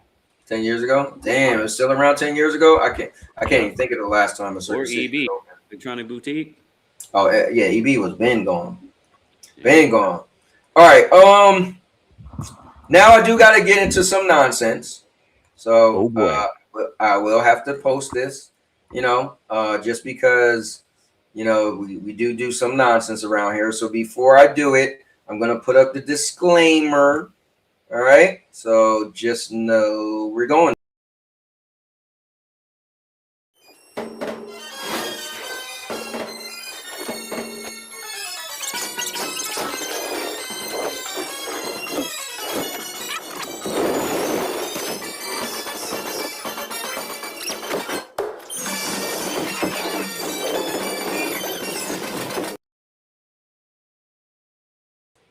All right, so I just saying,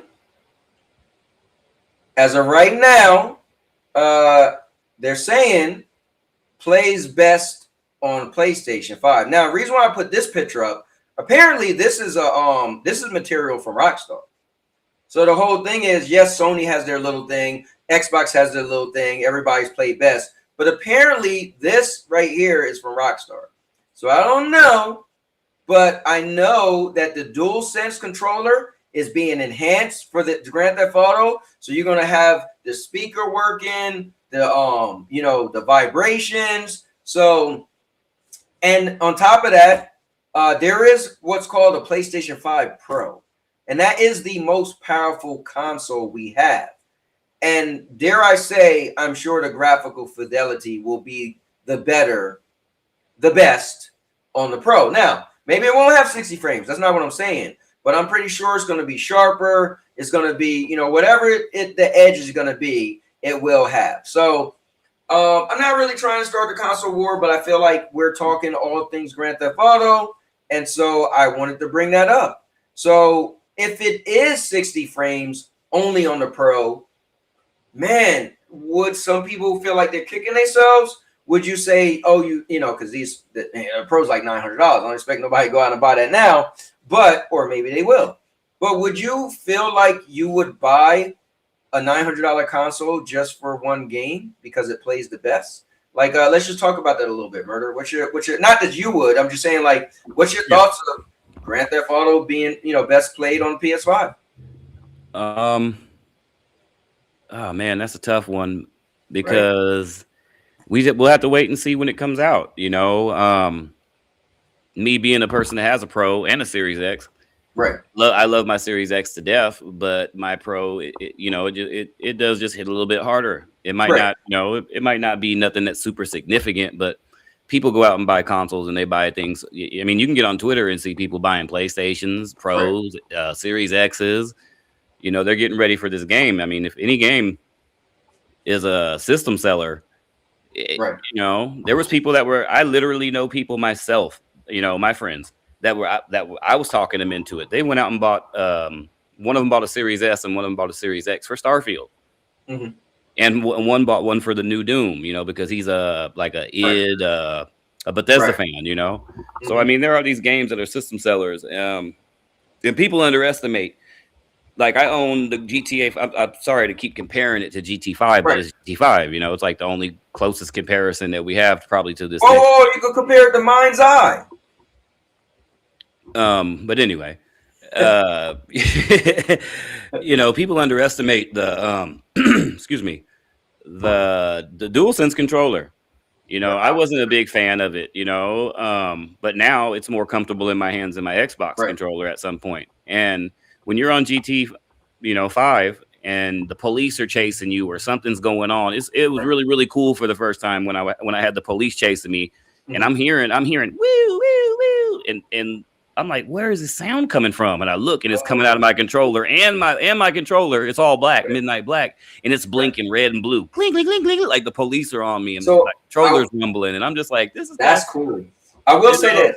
I'm one of these people because it's not new, because PlayStation 4 controllers used to have sound come out of it too. But I think that's cool. I love when a game has like, oh, you're playing a game and the person's like supposed to be talking through your ear, you know, on the thing in your ear, and you hear it come through the control. They dropped the ball on 007. They should have did that. I'm shocked. There were so many times in the 007 game that Moneypenny is talking to you through your little earpiece. That should have came through the controller. But yeah, I do love when the controller does do that. And that flashing with the cops thing does sound cool. Yeah, it really is. It tripped me out because I had my headset on and I could hear pull over, you know, and I'm like, man, where am I hearing this little echo coming from? And it was coming out of my controller. It was just a cool thing. So people that are sleeping on that's, you know, that's cool. But that, I don't know. It's hard for me to believe that the Series X is going to play, you know, honestly, not hating on Xbox or nothing, because I'm an Xbox fan. I'm looking at my Series X right now. It's right there. Right. But I just don't believe it's going to play better than the Pro. You know. Yeah, I mean, why would it? So that would be kind of. I mean, they're not lying when they say it'll play best until a PC version comes out and those on it. Correct. Then they'll pop. Then those guys will pop in and be like, "Damn, plays better on PC." Oh yeah. I'm sure it's gonna be stunning. So Lizard said, "Oh, he was talking about the GTA 5." I was pointing out that if there aren't 100 million PS5s in the wild, we know there's not 100 million Xboxes. So 460 sound way too high. Okay. Let me see. And I'm not buying a crusty Pro. I'll wait for a PC happily. Good for you. Man, I'll be playing it on day one. Yeah, I mean, listen, the cool thing is if you could wait, cool. Like it would be crazy to, like I said, it'd be crazy to spend $900 for one game and you didn't intend to, and you love your PC. But something people do have to think about. Now, I think I'm gonna bring this up. There was a thing that Sony put out, and so we're gonna keep this vibe going. There was a thing that Sony put out. I want to know, did I add it or did I not? I think I didn't add it because it was a thing Sony put out that said something like the top 5 games are coming to PlayStation this year. And it was like, I think I didn't put it in there because they had Marathon in there. I was like, what? But it was just saying that how like on PlayStation, you could get all these top games. And I thought that was pretty cool. One other thing I do want to put out, Murder, that I might have to go to your channel to get it. There was another thing. I thought I added it. Hold on, let me look. Remember that PlayStation had the little video, like 30-second or 50-second video? You had it on your thing where I thought I added it. Man, where it was like it was saying PS5 Pro and a bunch of games and how great they're looking or blah blah blah. Hold on. I know it's on your page. I want to play that. That's all facts though. People can argue and say what they want to say. Those you know, the shit just looks good. And that's, for me, that's all I need it to be, whether it be on my Xbox, on my PC, on my Pro, on my, you know, I just want the game to look good. I don't care where I play it. But me being a console only gamer who has a PC, let me mind you, that can push it all. Yeah, you know, I just wanted to look the best as I possibly can, wherever that is. Yeah, wherever. It's GT6. You know, we pay a lot of money for. Well, yeah, we pay a lot of money for these consoles, man. You know, let it push them. You know, push them to the limit. Push them to the limit. Push it to the limit. All right, so here we go. This is the video that PlayStation had just put out recently. And check this out, guys. And again, this isn't a PlayStation show. This is just gaming. Yes, my preference is PlayStation, but we can talk about whatever. So you guys let me know. I want people to feel like, oh, is this a pony channel? This is whatever. If you want to talk about ghosts in the dark, I mean, we talk about whatever. So just know that if you come popping in, you're like, oh, this must be a PlayStation thing. Like this is a whatever you want it to be thing. So just know that.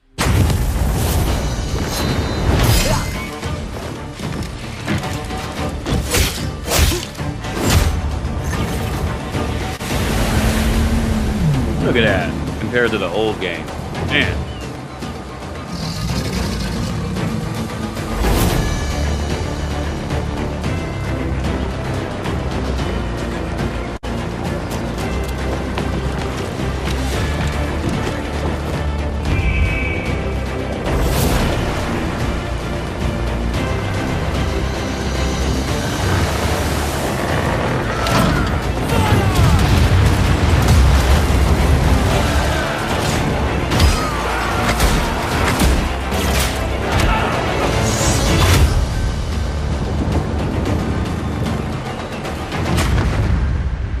That's gonna be fun. I'm gonna grab that. Now I've never been into Black Flag. I used to be a big fan of Assassin's Creed, but I got out of Assassin's Creed real early, and for a crazy reason. Loved Part 1. It was a phenomenal, different style game. The Animus, all that stuff. And then I got into Part 2. It was like, dude, to take it to the next level. And then they announced Part 3. It was like the smallest city in Part 3 would be bigger than the largest city in Part 2. I was like, bro, now y'all getting, like, I'm not gonna lie. When games get too big, I was like, bro, your horse can't run but so fast. I was kind of annoyed. I was like, all right, y'all getting, because especially Assassin's Creed back in the day was real tedious, right? Like you're walking around and you pickpocket and you gotta do this. It's just too much. So it's like that now. Played and beat Part 3, and I was like, yeah, I'm done with this. Now I did play the one where they added the multiplayer where like I'm supposed to kill him, but he's supposed to kill me, and that person's supposed to kill that person. Like that was cool a little bit, but yeah, I was out of it. I played a little bit of all the other ones, just a little bit. Like I never like didn't buy them or anything. You know, I got GameFly, but I don't even think I got GameFly Black Flag. So what was cool to me though is the combat. Now I'm big on combat. He had a little grappling hook that hit somebody and yanked them to him like Kratos does. I saw that, was like, hold on. That was in the combat looked pretty cool. So yeah. So yeah, I just wanted to play this because I forgot that it was only about Assassin's Creed Black Flag. But yeah, they were showing how the PlayStation and the PSSR and the blah blah blah. Now, Cowboy, me being a PC Series X and S and a PlayStation 5 and a PlayStation Pro owner. Now, seeing what we've been seeing and stuff that's coming from these developers, and I have me not being in the console wars or anything, but I just happen like how we are when we're not online. We're just gamers. Where would you think, just if somebody asked me, and I'm watching these commercials and I'm seeing all these extras that are added to the Pro. I know people are mad about that because for whatever reason. Right. Where would you expect me to buy it at? Would you expect me to buy it so I have the best, most immersive, graphically, you know? Would you expect me to get it there, or would you expect me to say, nah, I'm gonna get it on Xbox because you know that's the place that I love? So you know what's cool is because I know you as a person, you're a console player, right? Right. And two, you want the best experience that a console can give you. That's it. So, and that's it. That's it. And at the end of the day, it's the Pro. Like if Xbox came out with a Pro and PlayStation didn't, guess what? You'd have been playing there. You know, because it would have been giving you, because you are a console player, and then Xbox would have said, wait, Murder, you might not like some of our practices. We put our games here and there, but we still have the best console. So we are taking care of our console players, and that would have been enough for you. Right. Yeah. You know. Okay. I just wanted to ask you, you know, and even you, it's like when you see all these things and these enhancements that they're giving to these games and they're putting it behind the wall of the Pro, it's like, yeah, I have a Series X sitting right there. I love my Series X. Do you expect me to get it on the you know, and get the basic 4K 30, you know, huh? That's an interesting question for me because there was a moment where I wasn't going to buy a Pro. And if I didn't, I've been kind of a little salty. I'd have been like, hey, man. You better be thanking me. I told you. Hey, listen, that you said to me, bro, future-proof yourself. That was your words.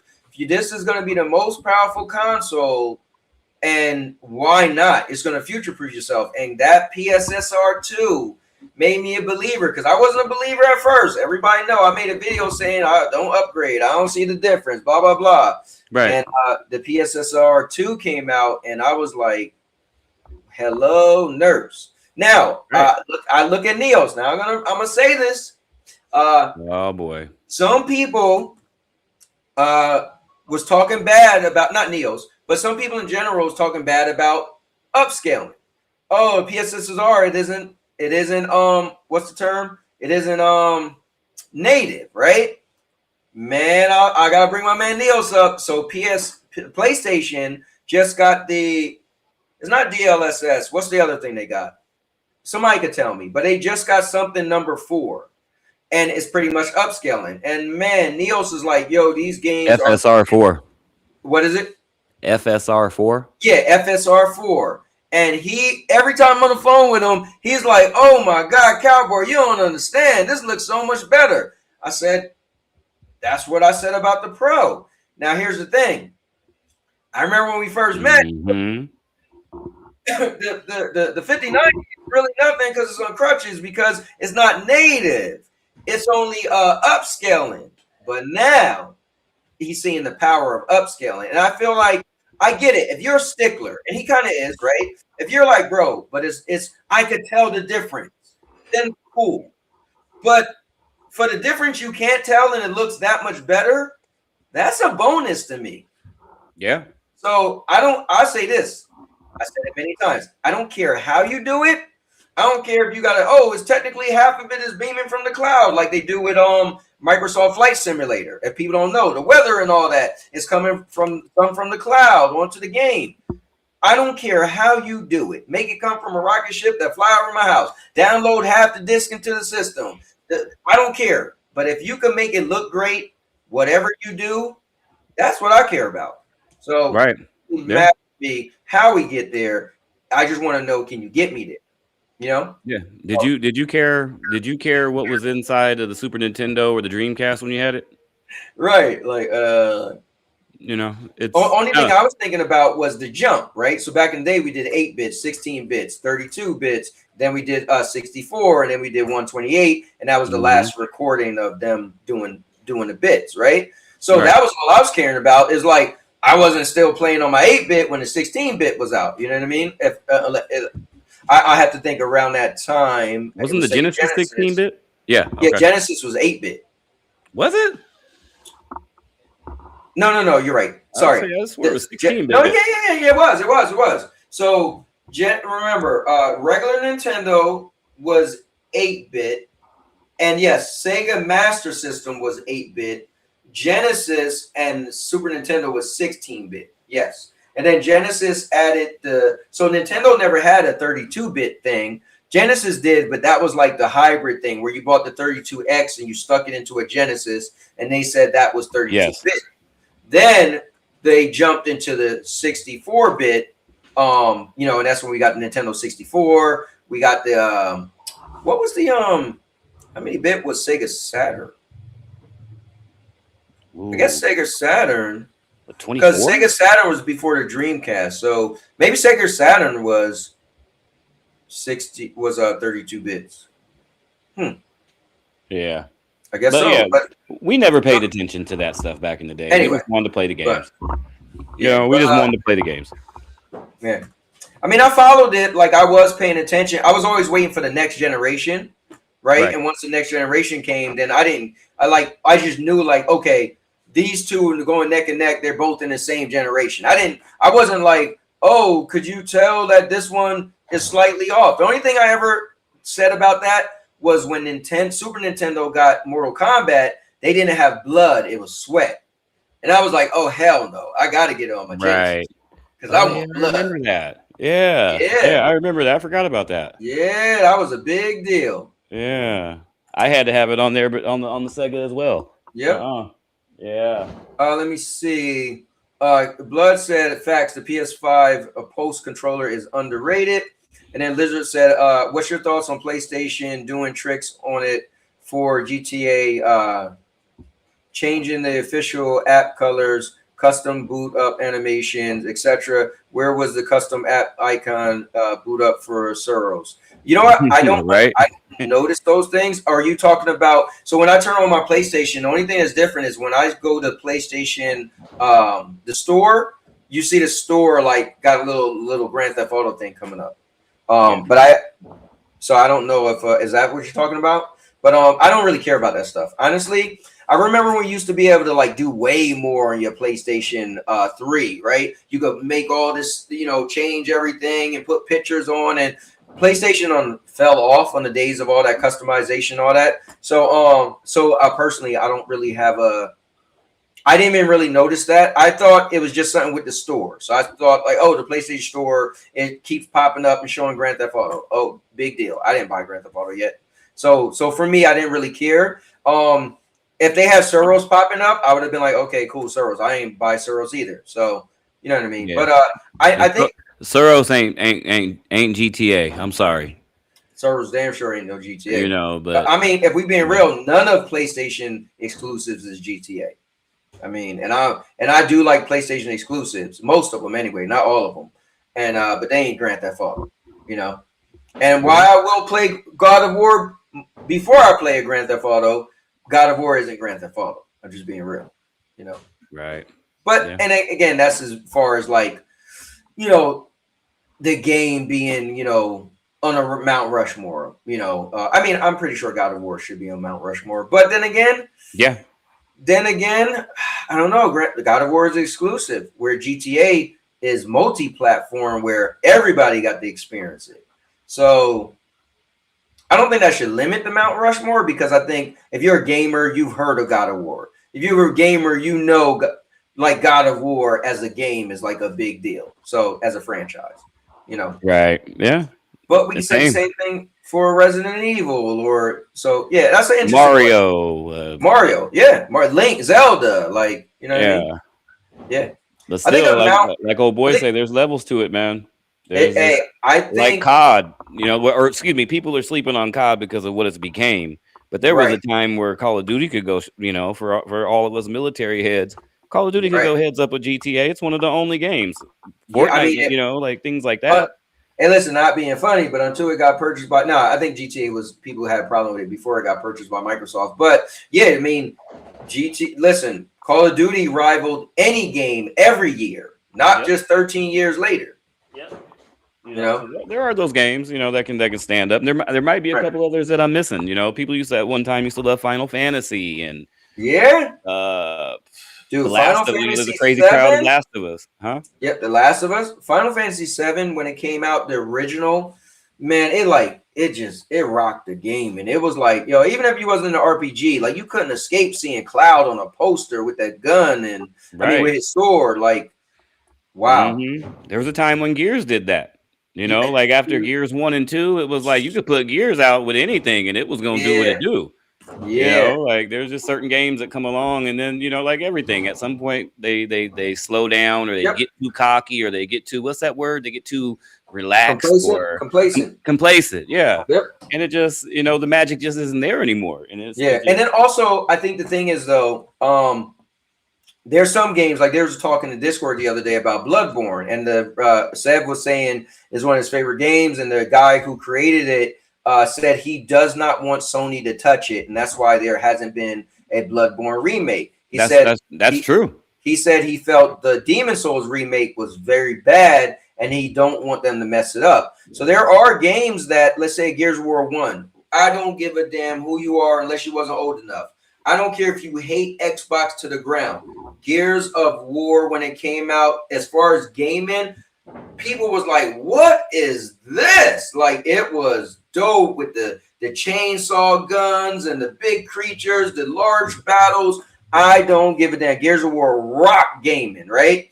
Yep. But it's only so many times you could keep digging in a franchise and to people be like, don't care as much, right? And that goes for any game. Hell, that goes for me as a fan. Yep. Last of Us 2 should have never been made. I feel like it. I know people do like it, but I just feel like they should have either made it and broke it up because it was too long. It dragged the story on. It was just convoluted with, oh, you use the good guy and then you play as the bad guy and then you switch back and forth. I'm like, wait, who am I supposed to like? Who am I supposed to hate? Like, what's the whole battle with good and evil? Like, I don't know. So, but anyway, yeah, there are certain games that you can water it down. You can, you can mess it up. And so that happens. Oh boy. Some people can, it's not me. And I, some people consider that the greatest game ever made. What? The Last The Last of Us 2.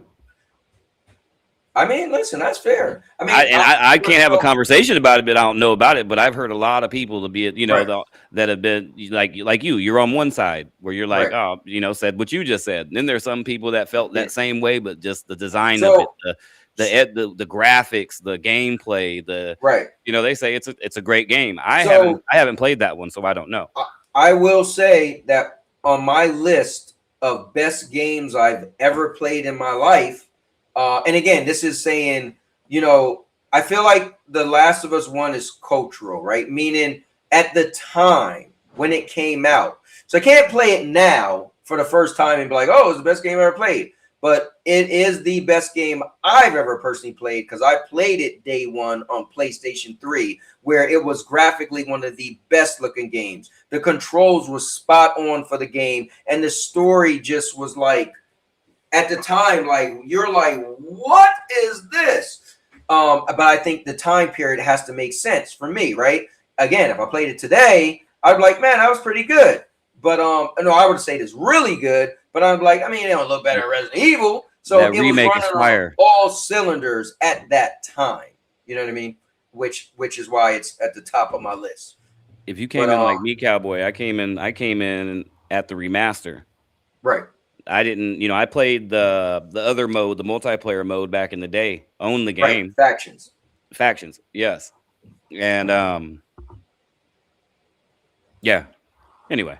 Yeah, Factions was my thing too. Before I got into Destiny, that's all I used to play. I was so addicted to Factions, and Destiny came out, and I got so in that, and I started playing that. Let me see. Lizard said, it's just wild to me. Sony is marketing GTA more than their own first-party game. So, Lizard, I'm gonna be honest with you. Murder. Thank you. Are you being serious? You listen. If you have your own company and you have your own, first of all, I'm sure they never thought Soros was going to be the biggest game. Returnal wasn't the biggest game, right? So I don't think nowhere in their mind did they even think it was going to rival God of any of their other franchises, right? But you have something like Grand Theft Auto where people are right now having issues with Xbox, right? And I'm sorry I'm saying that because Xbox Nights just came in. So, so people are having problems with Xbox. They don't know if they want to buy Xbox. They don't know if they want to support Xbox. Why not throw up, this is the best place to play? Why not throw up promotional stuff for Grand Theft Auto? It's going to be, we all think it might be the biggest game in the world. Why would you miss that opportunity to market the hell out of it over Soros? I think Soros is done and over with. I don't even think they're probably still making money on Soros, like crazy money, right? Yeah. So why would you, I don't want to call Soros a dead game, but why would you be marketing Soros over Grand Theft? Hey, bro, my man.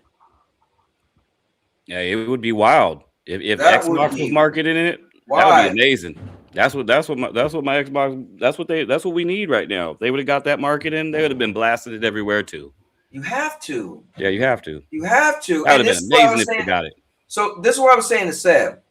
He was like, "Oh, exclusives don't matter." I said, "Listen, here's my logic on why exclusives matter." And I get what he was saying. I never disagree with him. He said, as a consumer, for himself, exclusives don't matter because if anybody could play it anywhere, why does it matter if it's not exclusive? I said, well, here's my reason, right? Just here it is. Buzz is something that pulls people in. And we know in the gaming world, you be like, oh man, everybody's talking about this game, okay? Buzz equals awareness. Awareness equals interest. Interest equals sales. Meaning, you're going to be like, I want to play that game, so you're going to buy it. If you have exclusive games on your platform, that's going to bring, not everybody, but that's going to bring a certain buzz, and it's going to build your platform. Now, why is that important? Because other companies are going to say, I want my game on that platform too. So the reason why I explain how exclusives is important to me as a consumer is because whatever, and I don't give a damn if PlayStation giving homeless people Happy Meals, whatever they could do to get games on their platform, it makes their platform more popular. And popularity increases the chances of another platform, or sorry, developer to say, we want our games there. So by definition, exclusive games do help awareness from developers. It does say, oh, people want that platform for specific reasons. And if one of them is The Last of Us or Uncharted or God of War or whatever, and it makes the difference from this game going to that platform to this platform, or maybe a developer's like, I don't like PlayStation, but damn, they got a huge player base. I'm going to put that game on there. Well, that just helped PlayStation get another game. And for me, I'm all about access. I like PlayStation because I say it all the time. If you see trailers, I feel like 9 out of 10 games probably coming to PlayStation. Even if it don't come day one, it's probably coming to PlayStation. The Switch can't say that, Xbox can't say that, and PC can't say that. I'm just saying. Now, let me back up to be clear, because somebody can be like, what do you mean PC get everything? I'm just saying I'm a AAA whore, so I'm being selfish. I'm just explaining for me. I like the big budget. You know, they spent hundreds of millions of dollars, big explosions. I just want access to the place that's going to get the majority of those games. And I personally feel that's PlayStation.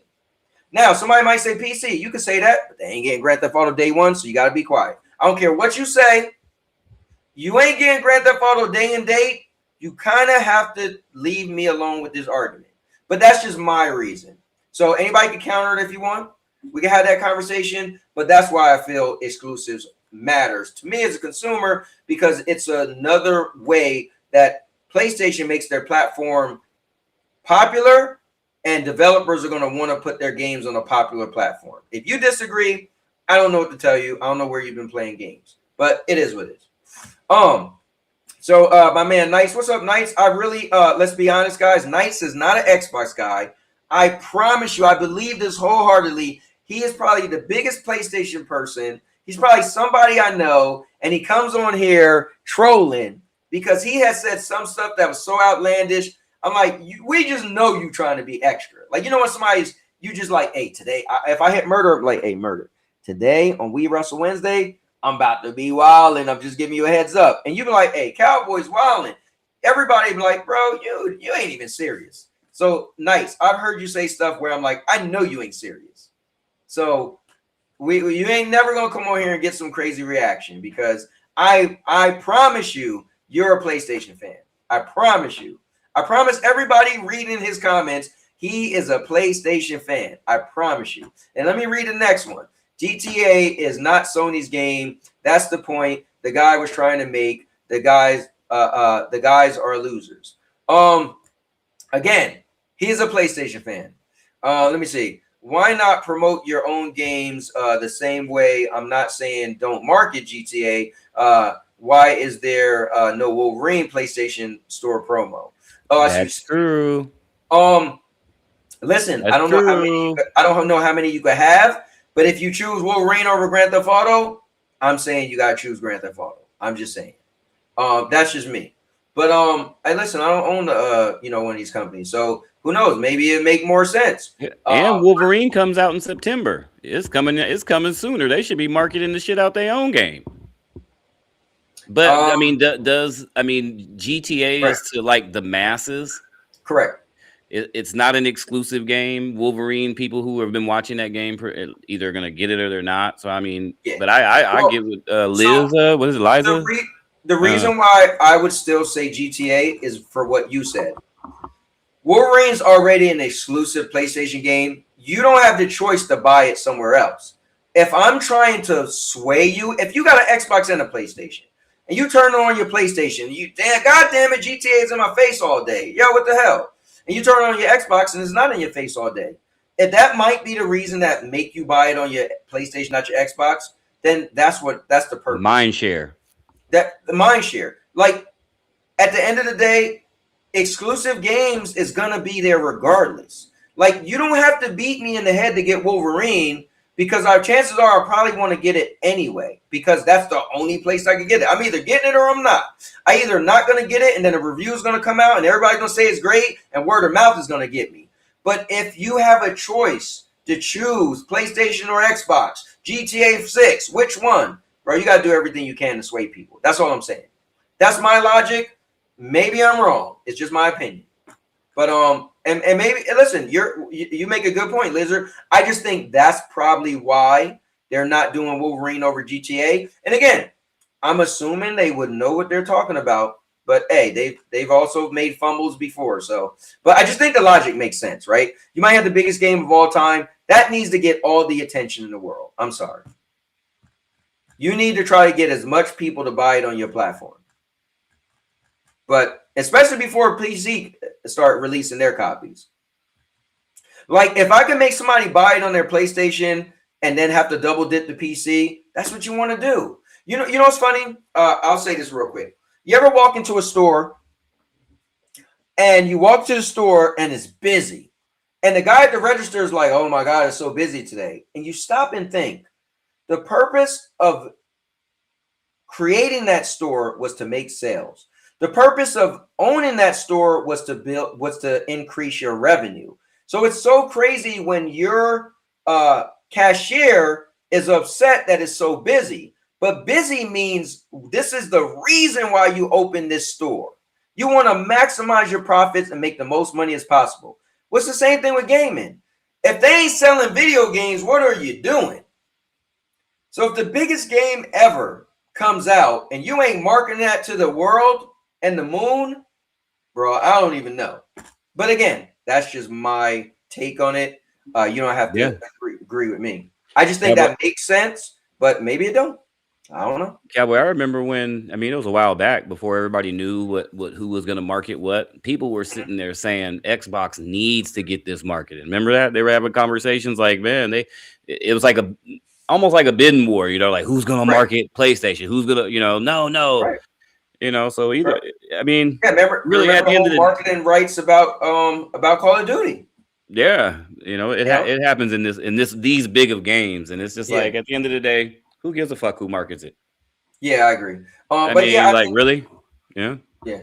I mean, I get what he's saying though. Why are you marketing this game out of that game? I would agree with you if they was marketing if there's marketing Resident Evil, Requiem, right? Like this. I'm like, why the hell are you marketing that? You might as well be marketing Wolverine, right? But this is Grand Theft Auto we talking about. We ain't talking about Resident Evil, which is my favorite video game franchise. We ain't talking about Resident Evil. We talking about Grand Theft Auto 6. You have to make an exception for certain things. Call of Duty comes along. Grand Theft Auto. These games that just push everybody aside, and other companies say, "Oh, we got to change our release date." You don't laugh at that. You don't laugh at those games. If you're in the business of selling video games, if you're not in the business of selling video games, then it don't matter. But if you selling video games, these are again, we just said Grand Theft Auto is not a yearly game like Call of Duty, which Call of Duty cleans everybody clock mostly all the time, right? Grand Theft Auto, we talking about a generational game. If you ain't trying to sell the hell out of Grand Theft Auto, I don't know what to say, That's true. Yeah. Anyway. Take the fanboy stuff out of it. That's true. Like who take the fanboy stuff out of it? Who wouldn't want to market GTA, the biggest game ever? Right. It's like I don't know.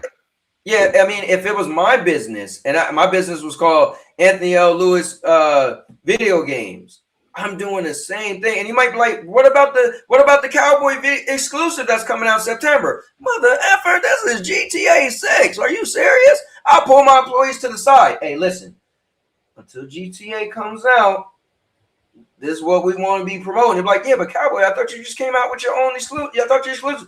It is coming out, and you could only get it here. They're gonna buy this on the platform, but we still sell GTA. Damn it! Yeah, when the customers walk in the store, ask them, "How are you doing today? Dude, would you like to reserve GTA?" Like, what we doing, man? Yeah, like you said earlier, games move out. You know, little baby games. They get out the way for games like this. They've been talking about that for 2 years. You know, 3 years. Remember last year? Remember last year, GTA was supposed to come out and got delayed. All these games moved out the way, and then it got delayed. And people was like, "Bro, you know," they was saying how GTA messed up the revenue, the gaming revenue for 2025 because they delayed the game and different companies was trying to shift things around. Yeah. That's how big we talking about. They can hate all they want to, or nitpick it all they want to, man. It's a big game, and people who play games play that game. They know what's up. And I'm a hater of GTA, but I'm gonna be real. I don't even understand why your ass is buying it. You a D rider. Call me. Hey, you can say that. You spent the last 2 years bashing Grand Theft Auto, and now you want to be part of the conversation. You should. I never said I wouldn't buy Grand Theft Auto 6, but I've always said Grand Theft Auto is the most basic game, and I'll still say it. But I love gaming so much that it's like movies. I love movies. Oh, yeah, like true. There's been a movies where I had no interest, and somebody or shows, for instance, right? Never watched Breaking Bad. Never had an interest. On the radio, they was rating all-time best shows, right? They said Breaking Bad is the best, rated the all-time best show. I said, what?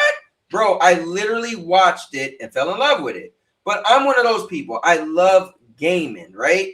Now, granted, you ain't gonna be like, well, Minecraft's the biggest game. Well, yeah, but I'm a AAA guy, right? So you say Grand Theft Auto is gonna be the biggest game of all time. I at least gotta play it. Like, I like gaming to that extent. Now, it gotta at least be in my wheelhouse as well, too. You ain't gonna be like, what the hell? Skyrim is the biggest game of all. Hey, yeah, all right. Well, or matter of fact, The Witcher, bro. The Witcher. I was like, yeah, I'm good. Like, I'm good. Like, I'm good. I played The Witcher. Witcher's a great game, by the way. The Witcher 3 is fire. The controls are a little. Yeah, they are. It's a great game. I will say this: when I finally played The Witcher, it was so old, and that was before the remastered came out. So I do want to go back. Like, I started watching The Witcher season 3. We're real late on that, but we started watching that a couple months ago, and it gave me that, like, you know what, man? Maybe I should watch, GameFly again, The Witcher, now that they got the remaster, just to check it out. But again, that's one of those huge games you play for the rest of your life. I can't do it. So, like, I played The Witcher. When I played The Witcher 3, I played the tutorial. I did the first mission. I killed the Griffin. And when I did that, I was like, yeah, this is going back. Plus, it didn't look good. Plus, the controls was off, you know. So, I had a lot of... you made it was to the Griffin? Yes, sir. I beat the Griffin. I was like, I'm out. That's pretty much like the tutorial part. Yeah. That's the first boss. Oh, wow. Okay. Huh. Yeah. Yeah, you gave up way too soon. But... yeah, I never finished it myself because I went back to playing Call of Duty. That's my favorite game of all time. And look how it gets bashed, you know, but you know, it is what it is. Hey, I gotta say the new Call of Duty looks good as hell. The campaign, at least, that man, they put together a really good trailer. Them campaigns always look good for Call of Duty. I gotta see what they do different. That's you're right. They gotta innovate, you know. Well, they're really good at advertising, and so I mean, you know, is what they make it look good. Anyway, let me read these comments real quick. So let me see. Knight said that game is coming out on Xbox and PlayStation. Doesn't matter how many promotions you're doing or on RA marketing is not PlayStation exclusive. That's where you people are getting it wrong. No. I hope you understood everything I said because I was talking for a while. But yeah, just make it simple. It is going to be on both. You don't think Xbox want people that's going to buy a PlayStation copy to not buy a PlayStation copy and buy it on Xbox, and vice versa? You don't think PlayStation would prefer somebody from buying a game on Xbox to buy it on PlayStation? So I don't like this is a competition. It's where are you going to spend your money? Trust me, if PlayStation can have everybody buy all the GTAs on PlayStation, I'm sure they would love it. So anyway, I'm gonna just leave it at that. If that don't click, I don't even know. So laugh my AL Cowboy. How did you end up talking about exclusive games when responding to my question about marketing a third-party game more than their own third party? I was using the analogy because their game Suros is an exclusive game. So you mentioned Suros, which is exclusive, right? So it was hand in hand, and I took the initiative to explain why I do like exclusives. But it is what it is. Listen, I can't get it perfect all the time. I'm not going to say everything you guys like, but that's why I come to you guys, just being a real person. And I'm no better than anybody. And I always say, if y'all don't like anything I say something about it. Tell me when I'm wrong. So I appreciate you saying that. Hey, Knights, I tell this story all the time. I give you credit. Knights, do you know that actually what started the whole crazy thing with somebody I won't say name that's no longer here? But Knights, you came on a show one time. And let me back up. Let me highlight Knights. You came on a show one time and you was commenting, and I wasn't reading the comments for a while because I had a bunch of guests on, right, on the panel. And you said, this is why I don't watch this channel, man. You only got 7 people watching and you can't read no comments. And that meant a lot to me. And people was like, he don't matter anyway. He's just a hater, he's a troll. So no, he's right. I'm on here ignoring the people who are watching. Now, I'm not saying the people on the platform or on the panel don't matter, but he's right. You are right. I'm ignoring everybody while we're having these great conversations back and forth, but you guys matter. And so you hating as much as you do, whatever, but I appreciate you, and that's what I bring to the table as far as content creator. I'm no better than you guys. I just had the whatever reason to put a dumb cowboy hat on and sit in front of you guys and don't mind people making fun of me and make fun of myself and allow people to come on. But that's what I'm always going to bring is I'm a regular person. Lizard, I appreciate you saying, Cowboy, how the hell you go from my question exclusives? That's cool. I know some other people channels, they would have booted you up out of there. Who are you to question me? So I just always want to say to you guys, just taking this opportunity to say, dude, I'm just a normal person like everybody else. Now, if you trolling, it is what it is. But I even, people are allowed to troll. I never ban people and block people, which some people say you should. Some people say I should have a moderator. But no, I just feel like, listen, you guys want to be silly and have anarchy and chaos in the comment section. That's on you. But anyway, so let me move on. Now, my guy, X True is in the building. He said, what up, man? I got to say PlayStation is the best way to play. It is what it is. If I'm taking murder's logic, because I don't want to down anybody who's a PC player, anybody who's an Xbox player, or a mobile player, or a VR player, or a Switch player. But I do feel Xbox is PlayStation is the best place to play just because they have the most powerful console. And they do get, for me, the type of games I get, they get those, more than other platforms to me. But PC have had a couple cool looking games that's supposed to be coming out. Like Cinder City looks really cool. They have yet to say if that's going to be for PlayStation. That one game called Morbid Metal, that looks really cool. That have yet to say that's coming out for PlayStation. So I mean, I'm not going to say PC don't have games that don't look really cool that I would be like, oh, that looks cool. I would want to try that, right? But I feel like PlayStation, for me, gets more of those AAA games that I'm like, I gotta play that. Anyway, let me see. I got the pre-order GTA 6 for $100 on my PS5 Pro. I didn't pre-order yet, but Murder did. Murder did. 503 Gaming got his already. Knight said, you don't know what you're talking about, Cowboy. GTA is being promoted in the Microsoft Store. You don't got a Xbox, so you don't know on your dashboard where you turn on your games. It's also there. Okay, cool. I don't know. I mean, I don't know. So it's good that you told me that. So then I don't know what was the point of Lizard bringing up how come PlayStation is promoting GTA over Suros? Then why is Xbox promoting GTA over Gears of War E-Day? If that's the case. But you explain it to me because I don't know. You're right. I do not have an Xbox. So you are 1,000% correct.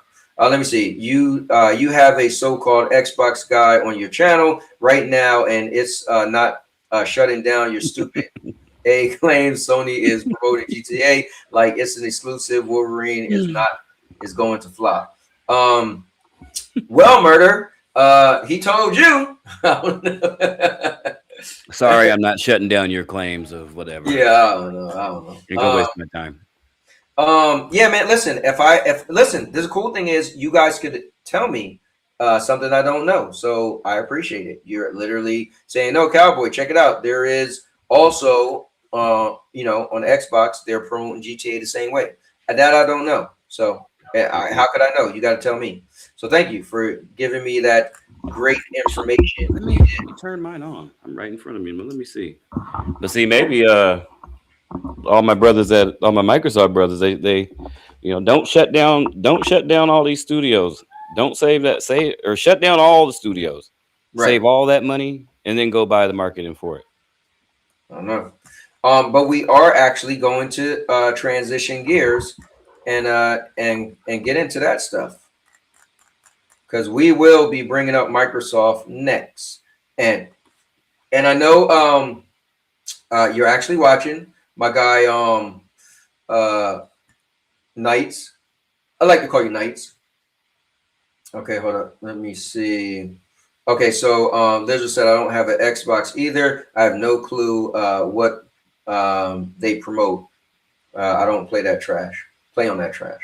Fair enough. I don't play on that trash either. I'm just playing. I'm not calling it trash. Let me see. GTA is #1. Modern Warfare is #2 in the Microsoft Store. Okay, cool. You know what's cool though, man?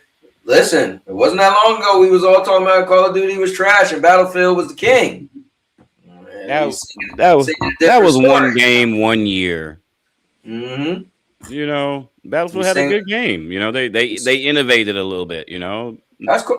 Listen, give credit where credit is due. Battlefield, listen, they rocked Call of Duty, and I was still the one thinking Call of Duty was eventually gonna overtake them. Like I just thought, like, okay, this happening now.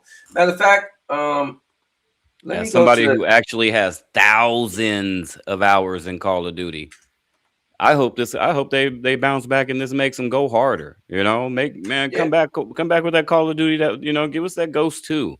Give us that, you know, give us that original Modern Warfare feeling. You know, do something different. I see this is something that's gonna probably surprise nobody. I seen a little clip of Call of Duty Modern Warfare 4, and they implemented the drag and revive from Battlefield.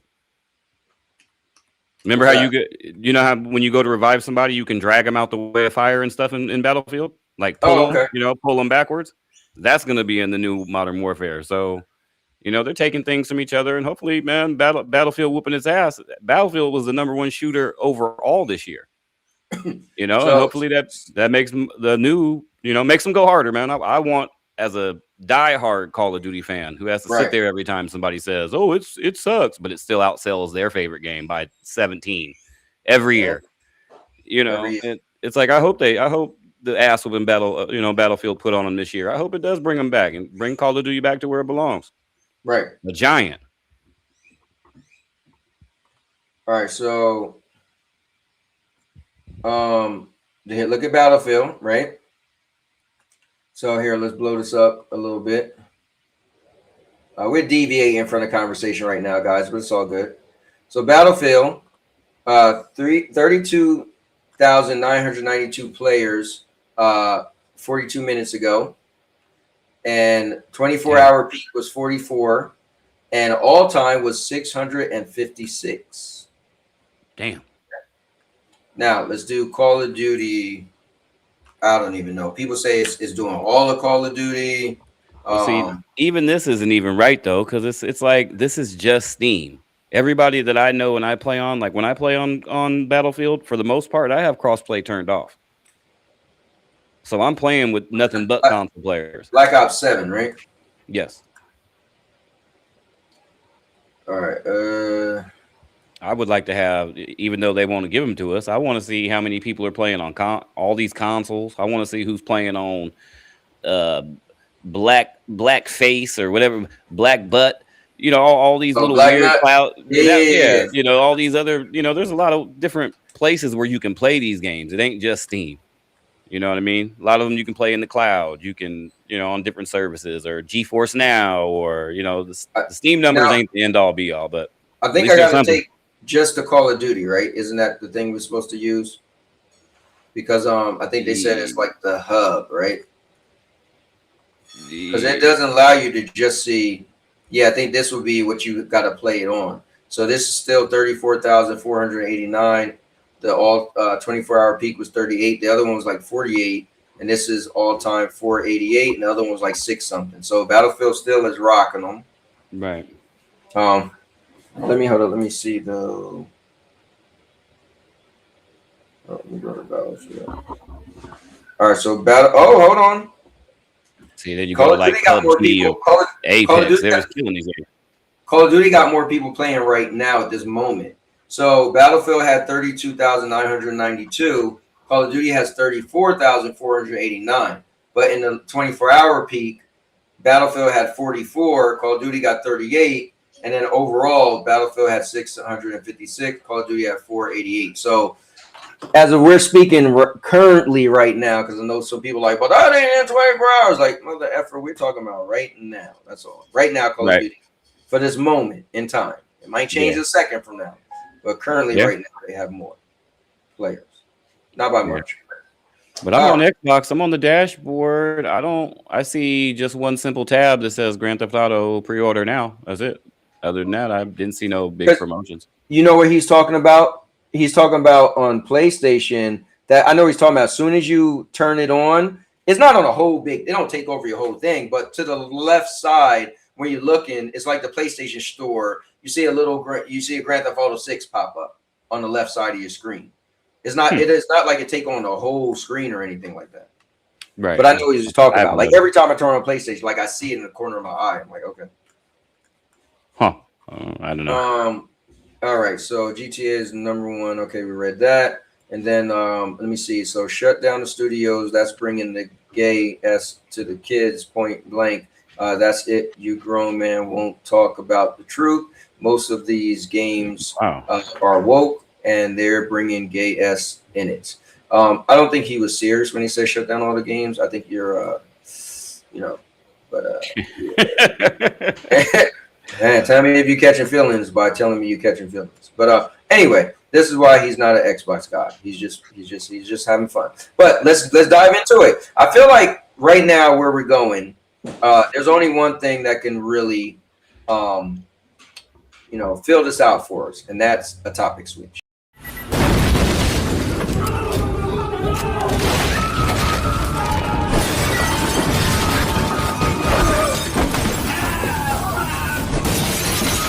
Topic switch. All right, guys. So this has been a great show. I did explain that I changed the name of the channel, and I explained why. So if you want to see that, go back. If you guys didn't know that the name of the channel is changed. Having a lot of fun. Loving the conversation and everything. You guys are great. You guys are nothing less than epic. Matter of fact, let me change my my logo. I wonder, do they have a bunch of them already on here? Do I have to go? Oh, let me see. I got it in here. Let me go to screenshots. No, let me go to pictures. You know what? I'll just do it later. But anyway, but yeah. So change the name of the channel, and we had a lot of fun. We talked about PlayStation, Xbox, PC, Grand Theft Auto, blah blah blah. But we are going to the territory where some people don't want to hear and don't want us to get into, and that is going to be some of the recent news on Xbox. Now, I literally just said this the other day. I said, dude, whenever Xbox have bad news, it never ends. And this is crazy because then we got this stuff. So a rumor claims Xbox have paused new deals to add more third-party games to Game Pass. According to an insider, Microsoft has temporarily stopped signing new agreements with third-party games developers and publishers. Games that already have signed deals are still expected to come to Game Pass as planned. Microsoft has not confirmed the reports, so it should be treated as a rumor for now. So I agree. I think that's good that they did put that in the post, that it should be treated as a rumor. So my guy 50 Trey Gaming, let me ask you, why would you think this was real? if it was. Oh, 50 trade just dropped off. So he might come back. So I'll answer the question. Oh no, here he goes.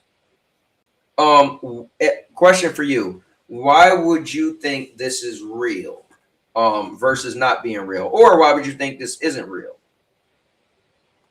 I don't know what happened just there. It kicked me off and then brought me back on. But I don't know, man. I think it would be good for them to look at some of the things if that's what they want to do, part of the whole reset. Right. Maybe they're just looking at different ways to save money. I mean, I don't know. You know, they still, I'm pretty sure, have deals in place from when Phil and Sarah were there. Right. So maybe she just wants to relook over it and see if it's worth it to them. Mm-hmm. You know, I have no idea. You know, I know it costs them a lot of money to shell out to these people to bring their games there, but I know that they make a lot of money too. Right. A lot of people try to say Game Pass isn't profitable, but I'm pretty sure it is. But I don't know, man. I try my hardest not to listen to those things unless I know it's for sure, you know, or if I'm just trolling. You know, if I just want to troll, it's totally different. But it's like, I don't know, if they need to relook over the books, you know, I'm all, you know, as an Xbox dude, you know, regardless of what whoever or whatever says, you know, I wasn't with the whole Phil Spencer and what they were doing anyway. And, you know, so all this is sounding better to me. You know, I want them to bring Xbox back. I don't want none of their games to come to PlayStation. I don't want, you know, you know how I feel. Yeah. So I just think if they are relooking over it, so what? They're just trying to figure out a better way probably to manage their money. I don't know. You know, I've always had Game Pass Ultimate, but I mean, I turned it off when they bumped it up to 30 because just to have it and not use it, it just wasn't worth it to me no more. You know, but it's like, I don't know, if they mess around and they take day one games off or they do any of this stuff that makes it to where Game Pass isn't a place where people want to be, it's like, I don't know, you know? So I don't know. Let me jump in there. This is what I think. My logic is they got rid of a lot of studios, and we're not even getting into the new rounds, right? But it's a known fact that they did this, not rumor, but that the last couple months they did get rid of, they got, you know, studios, right? They did let studios go, right? They pretty much were thinning the fat. They canceled a bunch of games, like they canceled Perfect Dark remake, right? So we know they got rid of that one game that Phil Spencer came out and was like, oh, this game was great. And then the next Everwild.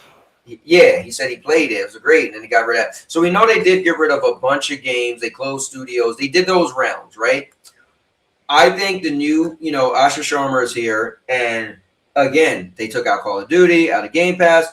I think they're saying, listen. Oh, yeah. I forgot about that. Jeez. Yeah, remember, because they lost $300 million. So, but I buy it anyway. Yeah, sorry. Right. And like I said, they dropped it $7. So people, if you add that up for the year, then there goes your money to buy Call of Duty. Now, if you really wanted it anyway. Some people cry about Call of Duty not being in Game Pass. They don't even play Call of Duty. We know that's true. So I think for me is if you're going to close studios, if you're going to take something like Call of Duty out of Game Pass, it would make sense. There shouldn't be a shock that they might halt some contracts.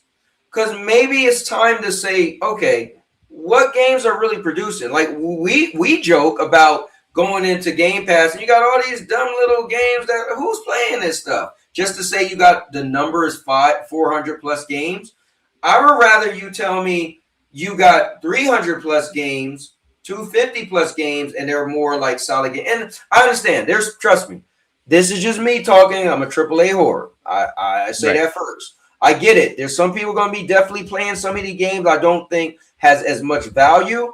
But these games that people might say, well, I play Mickey Mouse 3D or whatever, but they still got to pay developers to bring those games. Imagine if they got, and I'll say this, when a company needs to save money, the first thing they look at, unfortunately, is payroll. You know what that means? That means people jobs, people salaries. That's the easiest way to keep money in your pocket is to stop paying people. Think about it. You have to pay somebody every 2 weeks or every week or once a month, whatever it is. You pay them a salary for the whole year. Let's say these people are making money. Let's say somebody's making $65,000 a year, 75, whatever, right? If you could cut 40 of those people, do the math.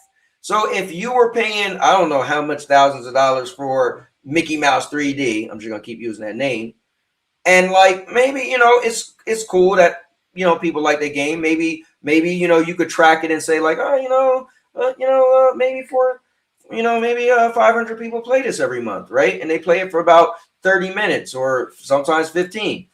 Maybe those are games you're like, we're not renewing this.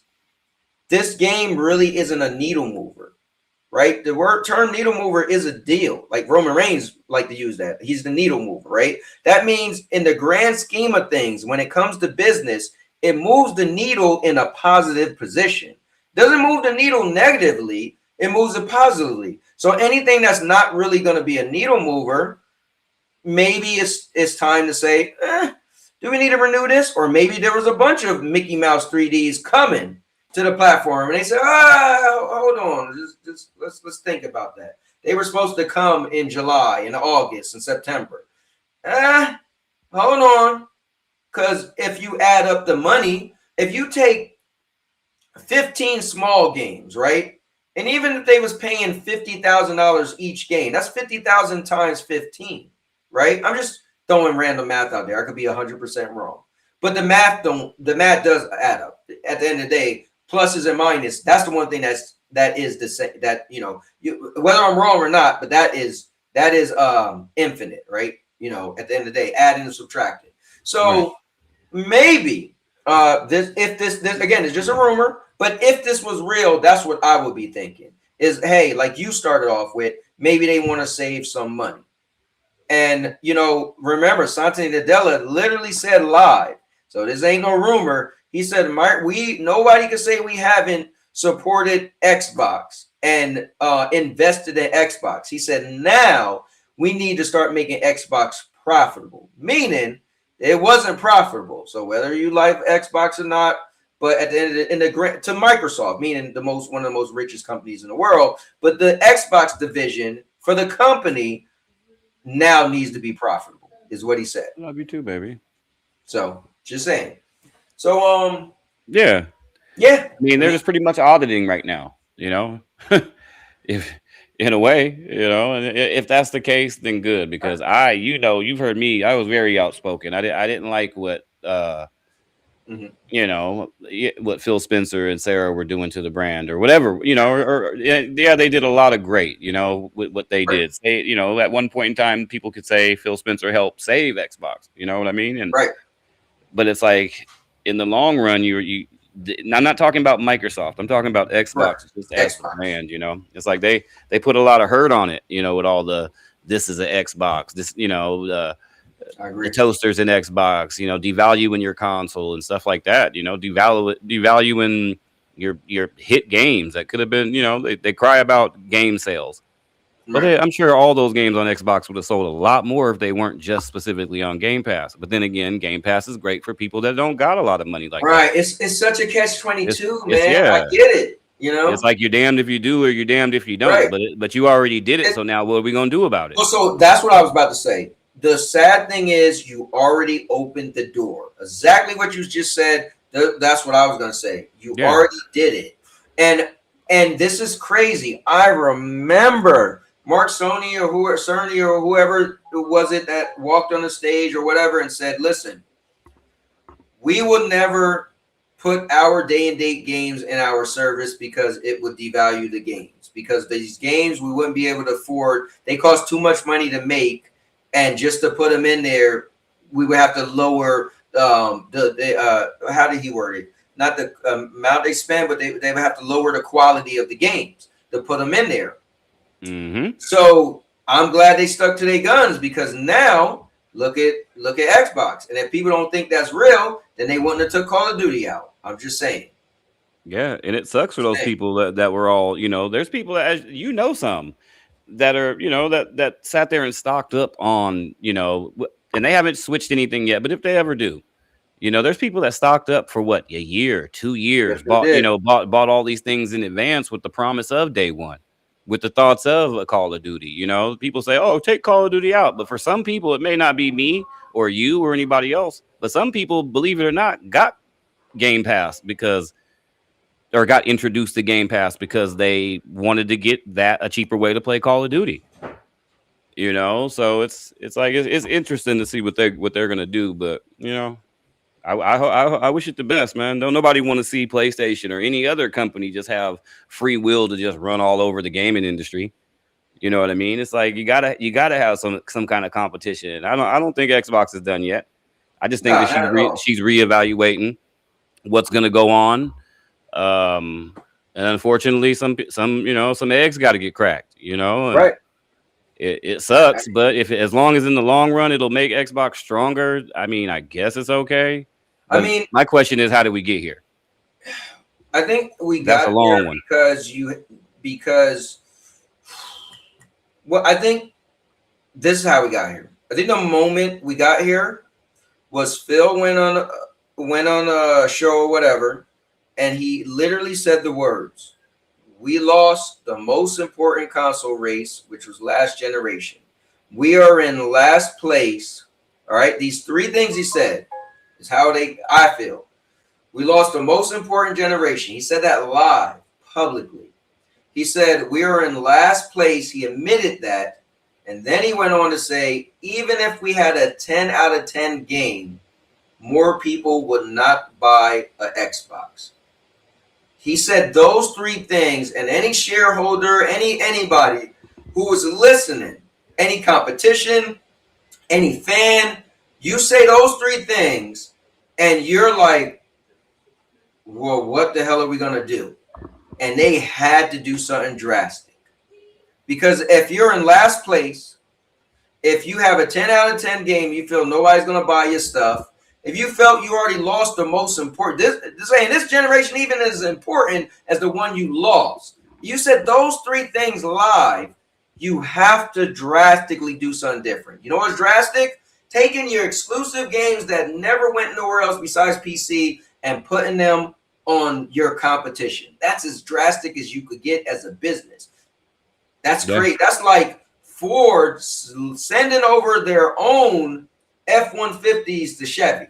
Not Chevy going to what is it called when they sell cars? The auction. Not going to the auctions and like, hey, we sell used cars too, so we're just gonna go to the auction and buy a bunch of Fords and we can sell them at Chevy. No, that's Ford saying, hey, we're gonna drive these over. So I think that's literally how we got here, if you ask me. Now, what are we gonna do now that we're here? That's the question, right? Right. Because crying over spilled milk, it is what it is. I think the problem is, here's the problem. You ready? Phil Spencer said all of that, which I think is how we got here. They drastically say everything's an Xbox, put stuff more places because they want to make more money by selling your stuff everywhere. Here's the biggest issue. Now we got Oshra trying to pull stuff back. Some stuff would go everywhere, some stuff not. But if that didn't work, and that didn't work, and that now you're doing a hybrid of both things that didn't work, is this gonna work? Getting rid of Game Pass gonna work? Is like, you know what I mean? So I feel like the thing she's doing, for me, the industry doesn't show, the Xbox industry doesn't show that all of what she's doing is gonna work. Now, you know what it can work for? It can work for Satya Nadella when he said they need to be profitable. Hell, if you take games off Game Pass, if you get rid of contracts of games that maybe didn't make that much revenue, if you do all of this stuff, then maybe Xbox could be profitable. Now, they might be running light, but they want to have as many bills. So I'll give you this analogy. So when you come home, what makes somebody more broke versus somebody who's not broke is if you live check to check, and that's usually because you have more bills, whether it's credit card debt, whether it's you got a bunch of car payments, maybe you bought your kids a couple cars and they don't have a job you're paying for them, right? So I could go from when I was in Jersey years and years ago where I was used to be broke, And then I go from today where, man, I got money in my pocket. I pay all my bills in one paycheck. It's kind of cool to do that, right? Not all my bills except for my half of the mortgage, right? And then I just got play money, right? So the reason why I'm saying this and why this has to do with Xbox is maybe they want to say we just don't want that many bills. Paying all these companies to bring their games to Game Pass, putting all these games in Game Pass when they could have just made money being exclusive. Maybe they want to lighten the load of bills that they pay out, and maybe they want to make more money than they're spending. Because essentially, Adela, whatever hell his name is, he said now it needs to be profitable. That's the only way you're going to make a profit is if your loss is less than your what comes in. You're only going to make a profit if you make more than you spend, right? It's like claiming your taxes at the end of the year, and you make a little money because the more you lost, the more you get to write off, you get some more money in. But we would rather not lose more. You know what I mean? Right. So it's like you trying to hope you lost a little bit to offset what you paying because you make more money. So it's like, anyway, this is a lot of this, I don't try to get technical and talk about the money and all this, but I'm just using regular logic to me. Now, maybe I have no clue what I'm talking about, and maybe in the business world, none of this matters. I don't know. That's just what I could think of as a regular person. But TBG has been in the back for a little bit. I'm going to bring him in. I'm actually not even going to be on that much longer. I do want to do my first impression stream of Crimson Desert. I've been waiting to play this for a while. Ooh. I don't know how long, if I'm going to have it that long, because I hear that the controls is pretty bad. I'm big on controls, man. It will bother me. Like if jump is triangle and you can't change it to X, that's going to drive me crazy, but we'll see. But anyway, TPG coming in the house, that PlayStation gamer. Let's go. Yeah. TPG, what's up, man? How's it going? How are you? How have you been? I'm doing pretty good. How are you guys doing over here in this interesting side of the internet? That's good. I see you put out a bunch of content. I got to catch up. You put out like 3 videos I didn't watch I yet. know. It's like I finally have some free time. Well, I did watch the one because I did comment on that. But yeah, you got 2 more. Yeah, so what's going on exactly here? Just give me the bullet points. Okay, so this is we're just talking about right now. This is where the rumor is that Microsoft put a freeze on some third-party games coming to Game Pass. Really? Yes, that a bunch of outlets are saying that. I think I read online too. They're talking about shutting down Arcane. Okay, hold on. That's going to come next. We're going to get into that next. So what I want to get your thoughts on this because I want to get into that. I want to bring up that stuff next. Well, first off, this kind of makes sense in a way. I mean, if these Game Pass is such a weird Trojan horse, man. It's one of those things that like it could be good for developers, but the data tells us it doesn't really help that much. Right. And if anything, they might lose out on money. I mean, especially if you're a third-party company.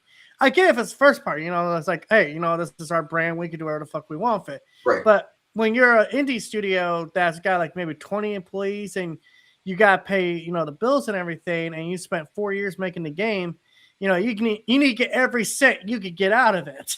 So it's like, it's kind of like what would you say? It's like the good or the bad. Yes, it's a good opportunity, but you lose out on something else.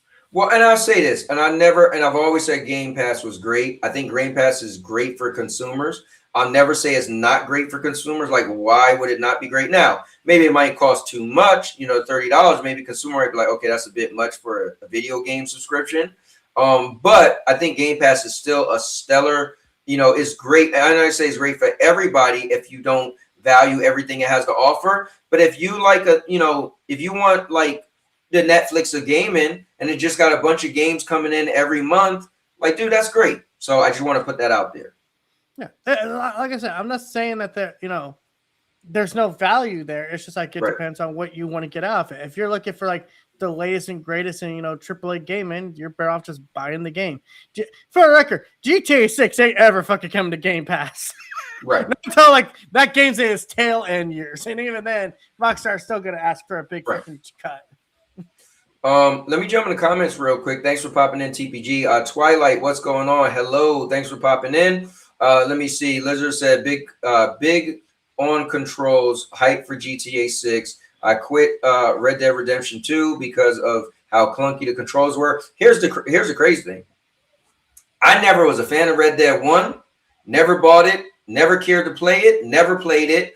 It did win Game of the Year, so that was cool. My best friend in the world, he loves that game to death. So I would hear him tell me how great it was. Just wasn't my thing. I was already not that into Grand Theft Auto. So if I don't want to steal a car, I damn sure don't want to steal a horse. So that was my logic. So then when GTA 2 came out, or Red Dead Redemption 2 came out, never batted an eye. I got it so many years later because I was in the Stadia community and I was the Stadia cowboy. They was like, bro, how are you not going to play with the community in Red Dead? What'd you say, Murder? Oh, nothing. Sorry about that. So the community came at me. It was like, how you not gonna have Red Dead and play with us? You're supposed to be the cowboy. I literally only bought Red Dead 2 so I could play with the community. The controls was terrible. The game looked great, but I just was like, nowhere am I even gonna try to play this story mode, which looked amazing. They did a great job. I just was like, it just wasn't my thing. So I can see where some people don't care about GTA or don't care about Red Dead. But I say that to say this. Some people love Red Dead. Like I said, Part 1 won Game of the Year. It's a critically acclaimed game. Grand Theft Auto is. So where I might say Grand Theft Auto is the most basic game, there is definitely people who say the opposite. So just want to put that out there. And then Knight said, I meant to say Fat Pony. Okay. And then Yo TPG Twilight said. So Murder just popped off. So TPG, I don't have a list. Oh, here go Murder. So I don't have a list. I think we could switch from this whole Game Pass thing, but this is what I want to go into next. I just want to say something real quick here. Go ahead. Get my final say on this whole thing. This is why Sony, by the way, didn't start doing day-and-date games on PlayStation Plus, because it cannibalizes sales. It hurts the long run. And the thing is, with a subscription service, you have to constantly have content. And as we've seen with this generation, games take too damn long to make, especially big AAA ones. Right. Especially if you're Naughty Dog and Rockstar. So, yeah, Game Pass is not the golden goose as people think it was. I mean, I think they're doing a whole switch up regardless of Game Pass. And I think they're just looking at, like Asher said, anything is on the table. Right.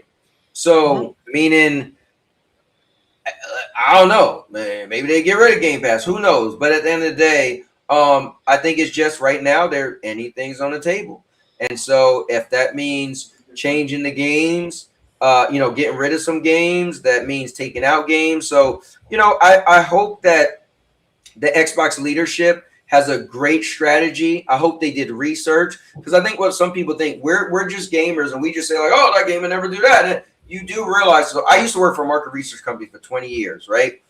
It's companies pay to do research, right? Companies put out surveys. Companies test the temperature of things, right? So what I hope, because they're not just rich and just do whatever they want, I'm sure they're trying. And I'm sure they're like, well, what could we do that would make sense, but also for the shareholders? This is what we don't think about, is they also have people to answer to, right? So I hope they figure it out. And I hope maybe they could lighten the load and close studios, and if they have to, right? I'm not saying it's a good thing to close studios, but for them, it might be. So maybe they have to get, trim the fat, so to speak.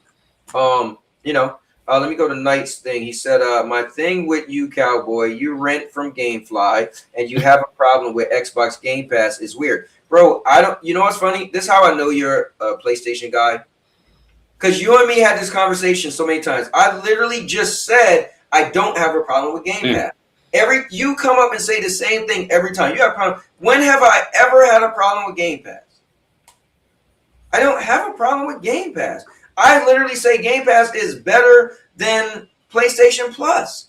I've said that many times. This is how I know a PlayStation fan. Because you're literally just trying to get a rise just for the sake of it. Unless you got a bunch of different people using your account, which I know people do that, then this person don't remember the last person that showed up using Knights of the Rim Xbox. They're like, the other person probably like, dummy, you already said that to Cowboy. He already told you he likes Game Pass. So maybe that might be the case. He said you have these pony coming on your channel that love to cross dress and their video games. This is how I know you're a PlayStation fan. You don't really hate Xbox. I mean, you don't really hate PlayStation. You're so extra. We can tell you're only trying to troll. Hey, TPG. Hi. Like you're only trying to hold up the show and sit with a bunch of people that use that account and say, look, they responded. You know. So I just laugh when I see you because I know you like PlayStation. I know you. Nobody's acting like you. Like I think it's crazy, Louis. I don't know. It might be crazy. Hey, but I'm telling you, it's somebody we know. I promise you. It might be Ron Slusher. It's somebody we know, and they're just, they're just having fun. Like, oh, I'm about to come on, watch this. Anyway, so let's get into this. Now, TPG, I know you was about to mention something. I'm gonna pull this up as we start. And then after that, I think I'm gonna get off, and then I'm gonna I want to stream this game. But let me see. Is it this one? Or is it this one? It's this one. So let's start here. Now, I said, all right, I said I like Blade more than Wolverine. So y'all see me like the combat in Wolverine. I'm like, bro, I can't wait for the Blade game. Like, I'm more of a Blade fan than Wolverine. I think Blade could be super violent and have be really cool. So my thing is, I said, I hope Xbox don't mess it up. Then we get this. Now, again, these are all rumors, but I'll read it. Xbox is reportedly considering canceling Blade and shutting down Arcane. They're also exploring selling the studio instead. The game is reportedly over budget, and its release slipped to late 2027. I mean, a Blade game should be over. Well, let me not say over budget, but it should be a big budget. If you're gonna do Blade right, like I need, and I don't want this to go crazy, but this is why. Who said it was a great idea to let Xbox make a Blade game? Why is Insomniac not making Blade? Probably because they just don't really see what you can do with Blade that, would be that different than any other kind of game they've, out there. I mean, let's be real. Like, what's Blade's character? What's Blade's combat style? Guns and swords. Correct. Like, that sounds great on paper. It's very basic. Everyone, anyone could design that game, but it's like, that's it. And I'm sorry. Blade is also the most cursed fucking character I've seen in all of Marvel. We are lucky we got the damn Blade trilogy at this point. That Blade show's been canceled. The other Blade movie's been canceled, and now the game might get canceled. I watched all the Blade movies. I watched the Blade show. Sticky Fingers actually played this Blade. That was kind of cool. It was weird at first, but it was like, oh wow. But he did a good job. But and he actually knew martial arts too. But man, this is just like, for me, I'm like, damn it, man. And I don't want to take it there, but me and Murder had a conversation on the phone earlier. But this will make me be hesitant to want to have Xbox. If I'm a publisher and I have the rights to a game, this will make me be hesitant to want my game to be an exclusive to Xbox, because what is going on over there? Like, Blade is a big Marvel character, and regardless of what TPG is saying, he's still a big character. And if a company had the rights to Blade and say, hey, we want to make a Blade game, that, if done right, that could be a huge game whatever year it comes out. I'm not saying it's the biggest game, but it's a Marvel property. Marvel properties can tend to draw in a lot of money. It's a cult classic. People love Marvel properties, right? If done right. So it just kind of sucks. But anyway, this is a studio that might be sold, might be closed, and this game might not see the day of light. So what I want to do right now is just talk about some of the studios, some of the games that. Well, there's the other one that is supposedly getting ready to be on the chopping block too, and it's actually a studio I like a lot. I don't know if you have it, Cowboy, but it's Undead Labs. If you remember, these are the guys that made State of K2 and State of K1, obviously, and they're making State of K3. And now, good. No, go ahead. I'm pulling these up, but that's actually crazy because, matter of fact, I could just probably go to Murder's account. But I mean, if they're willing to shut down a studio and potentially cancel a game that there's a release window for, where's Fable in all this? Like that's like where Microsoft is getting put in. I'm assuming Fable is too. I'm assuming Fable will be saved. It should be safe, but then again, you know, you would think say the K3 would be safe, but then again, well, that studio's also had a lot of problems too. There's been a lot of accusations going around. They haven't put out a product in how many years now? And the last one they put out when it first came out got fucking destroyed by the public. It only got better with time, thank God. But it's like, dude, if the State of K3 gets canceled, I'm honestly just gonna say I'm sorry. I don't play Xbox anymore. I don't play Xbox games. I won't say all that. I did like State of Decay 1 and 2. I will say that they were cool games. But you know, I'm not gonna say all that. But I feel like that's my most anticipated game from Xbox. Is State of Decay 3. It's not a Halo. It's not a Gears of War. Because I think those franchises have worn out their welcome. Okay. And this is a franchise I think actually has a lot of potential, but unfortunately, the studio around it is just not competent. Man, it's okay. Hold up. Here, you know what? I might just pull up this guy's channel because he might have some interesting stuff. So, Cowboy, do any of you guys think that if maybe Phil and them would have not had such a relaxed stance on, you know, the studios at Microsoft, that maybe I'm not saying that's the whole problem, but do you think if you know how he was always, we let them do whatever they want to do, we got the pool table in the office, and you know, cause, you know, I think me and TPG are probably the only ones that are like, I'm from Seattle, you know, same. You know, yeah, he's out there in Washington. Microsoft is in Seattle, like I said. Bungie is in Redmond. Nintendo, or it's either one of the two, either in Redmond or Bellevue. And Redmond. Nintendo is in Redmond as well. Yeah, like all these three companies, Bungie, Nintendo, Microsoft, they're within like 3-mile radius of each other. But anyway. And it's like you see these people out and about. They're just normal people, but it's at the same time. Do you think if Phil Spencer and them were a little bit rougher on them, you know, like, hey, like PlayStation, they're shiesty asses.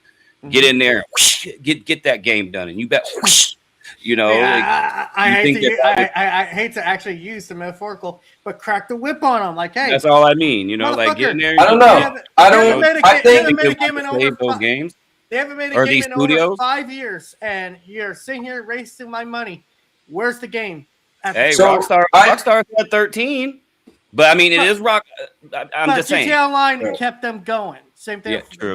So I will say this. I do think morale is important, but I do feel like work is work. I don't need you to come here playing pinball, and you know, I need you to come here and get on something. So, but again, I hear, you know, gaming could be tough, so maybe it is good to be able to unwind at work. I don't know. That's a question. I have no clue.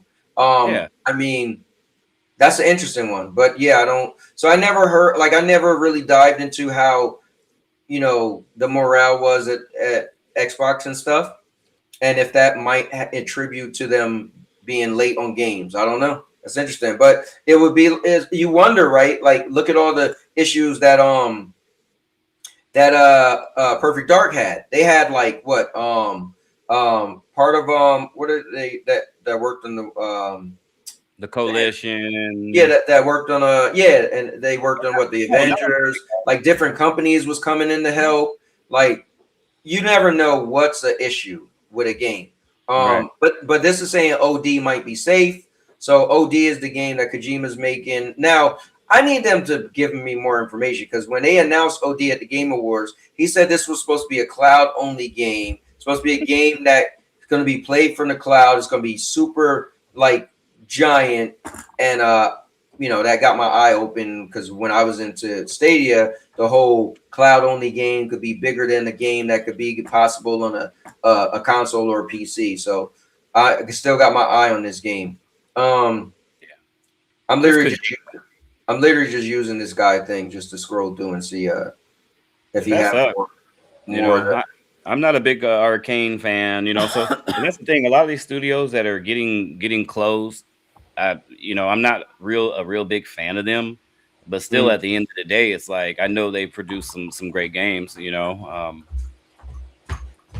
I was I was hyped on Blade until I saw the aesthetics of it and was kind of like, all right, kind of threw me off. Right. When thinking about a Blade movie, cell shaded kind of, right. It's like, correct. Yeah. I want that dark, gritty over the, like a, yep. Like not saying a God of War, but like in that third person, like realistic. I'm chopping. Like Resident Evil 5, Resident Evil Requiem. Or again, like Resident Evil Requiem, make them like that size on the screen, and oh man, that would be whatever they were gonna do would have been cool. Nobody ever wants to see any dev get fired, but they're people just like us, yeah. If me or you get fired, I've been at my job for 10 years. You had jobs, you had 20 years. Does anybody get on the internet when you get fired? I mean, them people are making big money on these video games. It ain't like they're a 7-Eleven worker or a gas station attendant, but it still sucks, Yeah, I gotta keep it real. Like that job I was at for 20 years, came to work one day. They walking up, handing out a little blue book, calling people in the office. Hey, listen. Unfortunately, we lost our biggest contract. You up out of here. If you sign this, say you're not going to say nothing bad about the company for so many years, we're giving you a severance package. Okay, I'll sign it then.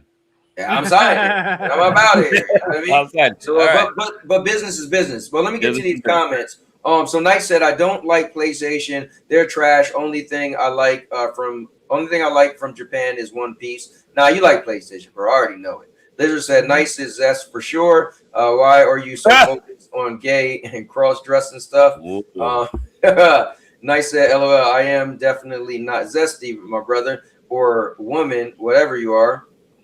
And then my man, all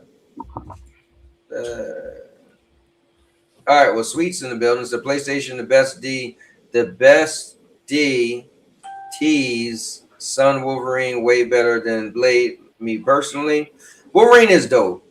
I just like Blade's story. I like the whole fighting vampires, Daywalker. That's dope to me. Hold up, wait. He said, hold up, rip people in half with claws versus cut people with swords. I'm just saying. I mean, listen, that is dope, right? Wolverine making it. That's why I can't wait for that game. The gameplay and the combat looks sick. But don't forget, he also got guns. Blade got guns. He also got powers like jumping super high in the air. And like, I feel like Blade could be like a Devil May Cry kind of. You know what I mean? Where Wolverine's pretty much going to be on the ground, running around, slashing people. Like in Wolverine, what weapons you going to have? Yeah. Nothing but your claws. Like the whole game, you're going to be running around slashing people, which is going to be great. Blade had gadgets too. He did. Right? Like, putting mines down. And so I just feel like, man, Blade, listen, you can love Wolverine, you can love Blade. I don't care. I'm just saying why I think Blade was always a dope character to me.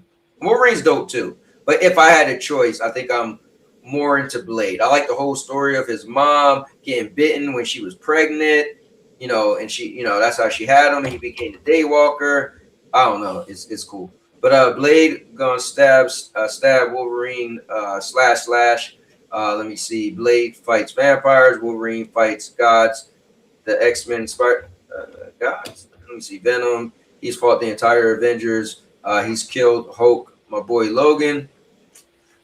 Look, we can handle this right now and go play Marvel Rivals. Yeah, on there. We can get busy. Oh. Did you guys? No, hold on. They never added Blade to Marvel Rivals. Wait, Blade and Wolverine. Whoa. No, here's a game we. Oh wait, Marvel Rivals. I'm thinking about Marvel Avengers. Sorry. Okay, well, here's funny enough. Marvel Token Soul just announced their open beta dates, and just so you guys know, Blade and Wolverine are in that game. So, I mean, we can't have a one-on-one. That's the problem, man. We got to. Well, we could pick them, and then nobody switch. Nobody switch. Exactly. Yeah, I'm buying that game. By the way, they won me over by having Carnage. Please, Venom. I want Venom. Please. Dude, I went on record and say I think I'm done with fighting games. I think Tekken 8 was it. I played that beta. I was like, wow, Never mind. I think I'm back. Never mind. I think I'm back. 'Cause this is Although fun. Invincible, I played that beta and that was pretty good too, but I didn't know any of the characters. Now, since I've watched the whole seasons, I watched the whole series, and now I'm like, I went to actually download it again. I thought it was a demo, and I was like, oh, it's a beta. I was like, damn it, because now I want to play. Like when I played, I was like, why is this character a big dude and his name is Monster Girl? I was so confused because I didn't play it. You know what I mean? So now I know all the characters. But anyway, Maker's in the building. Maker, what's going on? Hey, Maker, hold up, man. When are you going to Japan, bro? It got to be soon. I think you said 2 months, and that was like maybe a month ago. So got to be coming up soon. But he said, I like that Xbox was less strict to these developers. Yep. But at the same time, I think it would have helped the company financially. Well, I think the financials is the overall thing, because if your financials ain't right, those same developers that might be happy might not be getting paid. Like you want to come to work and feel like you're doing your work and get a bonus. But then again, I can't say that because some people have jobs where it's really easy and they don't make that much money, but that's perfect for them. So right, my wife works for the state and they are sticklers for raises. The state is like, man, a plane got to fall out the sky and hit the Pentagon for us to start giving our workers raises. But her work is really easy, what she do. So she's like, man, I'm not stressed at all, so it don't bother her. You know what I mean? Right. So yeah, all in all, it sucks though. You know, I mean, and we'll see. I don't know. There's some big things that's gonna be happening in the next week or two. So hopefully they make it, man. Keep making the game. That's it, man. I mean, that's all we could want. Let me see. And who is Arcane with? Ain't they a Bethesda studio? They were a Bethesda studio, but it's like they're kind of like always a little different from, the main Bethesda. Right. Yeah, I think they weren't that ones who made the Wolfenstein games that were coming out. I like those. Wolfenstein 1 and 2 were good. Where's that Machine Gun? I forget the name of the studio. If they're the ones that made that, I liked it. Wolfenstein 2. Yeah, Wolfenstein games were dope. When you woke up in the wheelchair and you had to break out of the facility with no legs at first. Correction. This was the studio that made Dishonored, Arcane. Which actually, Dishonored 1 is actually a pretty damn good game. People should. And check it isn't out. there two? There's two Arcanes. Remember, ain't there Arcane something and Arcane Leon? Or there? I think. Yeah, there's but two. they're technically under the same umbrella. But it's also the same studio that gave us Redfall and Cowboy. Do you remember how we met? You sitting there saying it's not so bad. You know, the title of my video, damn it, was Redfall. I played that with not you. a bad game, right? Yeah. But you know what? Hey, that's literally how we met. That's kind of crazy when you think about it. So here's what it is. And we played that game for the first time together. Remember me, you, and who was it? It was me, you. I think it was FCAT. Yeah. Oh, yeah. Don't say his name out loud. Damn it! My bad. Yep. And of course, with like a lot of games, when some games will be straight buns, but then when you play them with your partners, it just ups it and just makes it more fun. Well, that was the thing. I was just like, listen. The reason why my video was maybe if I played it by myself, I'd be like, we were just rocking. We was running around, you know what I mean? I just said it's not a bad game. I didn't say it was the best game. I didn't say it was the coolest game. I just literally say, Redfall is not a bad game. And, I got so much hate. It was crazy. But, like, TPG found me, that guy Mischief. Oh, no, it's Alex. Like, all these bigger channels, found my content and wanted to make a video about it. That was crazy. Good or bad. Oh, no, it's Alex actually was on my side. He didn't, down me.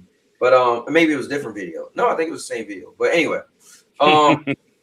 Anyways, I was trying to find any more information on other studios that might be closing. Oh, Cowboy, I got one of those. Look, still in the box. It just came. One of them TVs that got the mount, like you can roll around anywhere. Oh, yeah. Got the stand and stuff in it. So let's go. I can roll around the house and stuff. Yeah, man. Listen, my wife, when she seen those, that was like the coolest thing. So we got one in the bedroom, one in the guest house. Yep. We're literally, I just mentioned you the other day too. I was talking to somebody and I was telling them you were the one that told me about my TVs. I was like, yeah, my man. Damn, Yeah, I'm trying to think who it was. But anyway, I was telling the story of us coming here. I was like, yeah, my boy Murder. I was like, he already did the homework for me. He was like, oh, I just bought a TV. That's dope. I was like, say no more. I'm just gonna buy 3 of them. Yeah, that was how are they holding up? Like, have you put the PS on it and tried gaming on it? Yeah, because my wife played. Yeah, she beautiful, played. huh? Yep. Yeah. Yep. Dolby Vision, Dolby this, you got all the bells and whistles. Arm to the teeth. Yep. Got everything you need. Yep. Anyways, yeah, but there's a lot of them. You see now that they're talking about I thought you had about splitting up Rare. That's crazy. People they talk so bad about Rare, and it's just because all they've made is I'm telling you right now, unless you are a big studio that puts out a big title like Halo, Elder Scrolls, or Diablo, for example, your ass is probably on the chopping block. They probably all have to plead their case. What are you making? How much revenue did you pull in last month? How much did that cost us? And more importantly, what have you done for me lately? Yeah, you know what? And they have to also, they got to speculate how much advertisement has this game gotten? Who's looking forward to this game, right? Like, I'm pretty sure that's why some of the games come in the Game Pass, if that rumor is true, that they said, listen, what are the games that's supposed to be coming and how popular are they? Remember, Game Pass get older games too. So maybe there's a bunch of older games that are like, yeah, no, we don't want them anymore. You know what I mean? Because they're not even that popular. And this is just like, you know, the term, what do they call it again? They say it about games in PlayStation Store, but they usually say it about PC games. You know how you go in a PC store and it's a bunch of, what do they call it? The game? Huh? Fluff. Yeah, pretty much. I know they got another term that they like to call it, but yeah, like there's a bunch of them games that's like look at PlayStation. Didn't they just recently said they got rid of it was the one company that they got rid of so many games on the PlayStation Store because they was like, these are like those little like, I don't know, gotcha games or whatever. They was like, yeah, so sometimes having a bunch of stuff isn't really Can we get rid of that studio called Code Violet? Because goddamn, they are mediocre trash. Or that studio that makes those games. Team Kill Media. Yeah, they're terrible. Just get rid of them. Yeah, I'm curious on their other game. I mean, I know the name I won't say. He loved them, and he played all their games. But you know what's crazy too? Me and that dude played a bunch. Josh Man hit me up and was like, "Yo, you gotta play Cowboy. You need the GameFly avatar." And I was like, "Bro, I went and found my video. I GameFly that a year ago." He was like, "Oh," I was like, "I heard it got better. I heard they added third person mode," which when I was playing, I was like, "Bro, this game should be in third person." They since added third person mode. They added all this extra content. I'm like, wow. And you know what's crazy? I'm bringing this up. Me and the person I should not name, me and him played that game together. Like, that was dope. Like, it's crazy. We played Baraka Blade Point the first day it came out on Xbox. Played that together. Won our first match. Like, it's just crazy that, people you could be cool with and crazy stuff happen. But like Murder was saying, we game. So, you know what I mean? You have more fun when you game it with people. Yeah. A game that's mediocre, sometimes it gets turned up to a 10, like Blind Fire. Like, yeah, I was about to say that. I know a lot of people will play that game and be like, what? We had a ball. Now, I never played it again since then because I'm probably not going to play it without you guys. But we had a ball. We were like, oh, we're going to play 2 or 3 matches. Remember, Murder, we was like, we're going to play 2 or 3 matches. Bro, we played for over an hour. Well over an hour. Valorant in the dark. Like, it's wild. Yeah. But, yeah, I don't know. Damn it. I mean, that's all I can say. Anyways, yeah, I don't know. I'll take this down. Get off Xbox back a little bit. And let me look in the Discord, see. I think I actually, hold up. Is there another one? Let me click on this one. Okay, this was the other thing. Hold up. Let me see.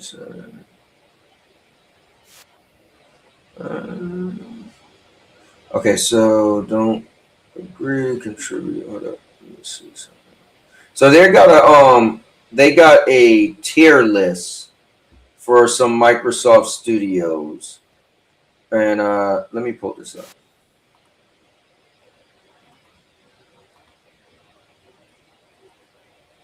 Can I make this any bigger? See if I can make this bigger. I'll leave it like this. Can you still hear me? Yeah, I can still hear you. Check this out right here. Wow. So this so Xbox Game Series tier list. So they got S would be Halo and the Elder Scrolls. A would be Fable and Gears of War. B would be Age of Empire and Microsoft Flight Simulator. C would be State of Decay. D would be Fusion Frenzy and Viva Pinata. Which is crazy that State of Decay would be a C game and potentially get cut from that list. What do you guys think about this list? So, I mean, I'm not gonna lie. I know some people might feel Gears of War is higher than Halo, but no, Halo is Xbox to me. Halo put Xbox on the map for me as a gamer. So I actually have a problem with this list. Halo's always going to be S tier. Gears should be S tier, and the third S tier should be something like Fallout or Elder Scrolls. More lean towards Fallout, just because Fallout's more relevant these days. So you know what's hard with me? I'm also looking at S tier as Xbox Originals Fallout, and like that wasn't even an Xbox game. You know what I mean? I'm just saying, I feel like if we doing like Xbox, like man, you can't be on the list if you wasn't like a. Well, then honestly, then your S tiers are only going to be Halo and Gears because that's like those were the ones that were most attached to the brand. Right. Fable. And I guess Fable's always been struggling since after Fable 1. I'm sorry, Fable 2 and 3 are mediocre. So if we could be real, right? I don't want anybody being mad, but this is kind of looking at something like this is kind of like when people felt like they felt Xbox games wasn't that strong.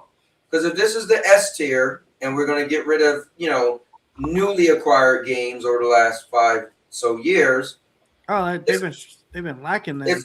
For me, it's always been Halo, Gears, and Forza, and Fable. But Fable has its issues. After that, it's like all right. I think there's better games than that's it. That's all they could come up with. There's better games that have been on Xbox that are better than those. Yeah, but I mean, we're talking like Xbox exclusives. Like Forza is better than and it's a racing game, but it's right. Well, that's why I just mentioned Pinata, Fusion Friend. Yeah, well, Fusion. Right, that's why I just mentioned Forza. Like Forza, definitely you got to throw Forza in there. Like, why is Forza not even on this list? But maybe it's a racing game. But yeah, I don't know. This was another thing that said let me see. Every video game franchise Xbox owns after acquiring Activision Blizzard. This was also talking about the Blade. Verge mentioned it, but that's why I had that. But hopefully they can avoid it, man. Like do something. I don't know. Disperse them into other teams or like just cut them down a little bit. I think you know what? I think the thing is they just want that money back. I think they're probably like, you know what? We rather the money. Sell them. Like I seen somebody said that's not fair. Microsoft should eat it. And Microsoft should just say, you know what? Oh, we'll just let you, be your own company and let you off the hook because technically they would still owe them money. You know what I mean? So this is why, but I feel like they did it for Toys for Bob. Yeah, they let Toys for Bob go because they're like, hey, there's not much these guys are really known for, so just get out of here. Yeah.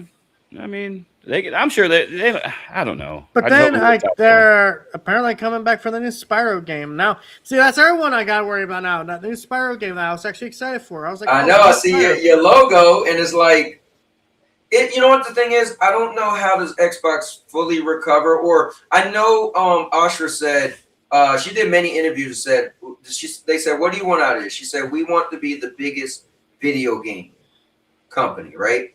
The biggest, or maybe she just worded a publisher because that's not hard to do. But they already are the biggest publisher. Yeah, no, they said they're the second biggest. They're the second biggest publisher. So the thing is, unless you're people who don't pay attention to this stuff, You might be like, oh yeah, I'm getting the next Xbox. Like I remember my stepdaughter's boyfriend. He was like, oh yeah, I play Xbox. He's like, cool. He didn't know any of this stuff. And he was like, wait, what? He didn't know that this guy's paying for Game Pass and didn't know when they had said Game Pass is going to go to $30. So think about it. A regular kid, he's what, 18 or whatever. He got a job. He's paying for Game Pass. Didn't even know the announcement that they were going to $30. So there's people out there that don't follow what we follow. We're in the know. We know this. We know that. There's people that don't know, right? And so to those people, maybe everything's cool. Maybe they don't know what games come in the Game Pass and know what games go up. They're probably like, where's Call of Duty? I thought it was on Game Pass. It's strange. I don't see it anymore. Maybe, you know what I mean? But to the rest of the world, it's kind of like, how do you really say, I'm Team Xbox? Oh, I'm looking forward to Helix. Like, after they have a game showcase and shows games like State of Decay, and in the past showed Blade, and show certain games, and then show we didn't even mention it, Hellblade, Sana's whatever it's called, right? Show that at the showcase, and then days later say this studio is either going to be closed, but hopefully somebody will buy them, and that's the type of game they're coming out with upcoming. If you purchase them, you could get that. It's like, so I'm going to get Project Helix, but what games am I getting? Right? Like, what if studios or developers say, well, we don't want to put our games on Xbox anymore? I mean, I don't know. I'm just saying. It's kind of crazy. It is. Yeah, it's wild to even think of. I'm going to let you guys go. I'm going to go make some food, and then I'm going to go relax because Xbox makes me sad. They make me sad. Well, they have all the potential in the world, and this is what's happening to them. They, listen, man, this is going to make me sound like a little pony-ish, but you don't hear about Sony gutting Naughty Dog. You don't hear them gutting Insomniac because you know they need to. Whoa. They are gutting Bungie. Naughty Dog. Fucking Bungie needs to be gutted. So does Naughty Dog. They ain't put out a game this generation. Before you go, TPG, here's what's real about that. So, and I'll get to murder in that in a second, but here's what's real about that. If they got Marathon, which is a smaller game than Destiny by a big scope, right? And if they said we're no longer making any more Destiny, right? So we're done with that. There's other games we want to work on. Mother effer, why do you need 800 people now? Cut them in half. Think about it. And for the record, Murder, just gotta point this out here. Naughty Dog's like an Oscar director. Yes. You really don't care at the end of the day how many movies they put out. Because guess what? The movie they do put out is going to be the talk of the town for a long time. To Murder's point, what I hope is that. So here's the thing, Murder. If Naughty Dog didn't have a game that they were working on, then I'm with you. But we know they are working on Intergalactic, whatever the hell, Prophecy, right? So that is a game that is being worked on. So hopefully you need that team to come out with this game because remember, Naughty Dog. This whole gen though, nothing. This whole generation though, nothing. Did you forget about The Last of Us Part 1 and Last of Us Part 2 remaster? Those count. I'm talking about this gen. I'm not talking about remakes or remasters. Those I'm remasters talking about came out this gen. Yeah. Oh, God. Okay. I'm talking about a new game. I will say this though, Murder. I will say this. In all fairness, though, the remasters did have graphics built from the floor up. So it's not like those were they're not remasters, the remakes. All right. Waste their time. If we were talking about remasters, it's like, yeah, bro, you just put on a DSL 5 or something and DL whatever it's called, right? The pisser, like you're just updating the graphics. This is literally they built the game from the floor up again, right? And then they just put over the audio. So we do have to. So that definitely, I want a new game, new experience. They're that good of a studio. To put it best, this is how I've always looked at Naughty Dog and Rockstar, for example. They are Martin Scorsese. They are Quentin Tarantino. They make they make what they make, and they get attention. Is it for everyone? No, but it's for someone. It's for the Oscar baiting. It's hey, this is a prestigious director, so his movies sell off that. Meanwhile, everyone else is kind of like, trying to be the MCU. They're trying to be some kind of big franchise, while Naughty Dog and Rockstar just kind of sit there and like, well, we don't care. Well, Naughty Dog ain't Rockstar. Well, I hear what you're saying. Yeah. Naughty Dog is not Rockstar. I'm just saying.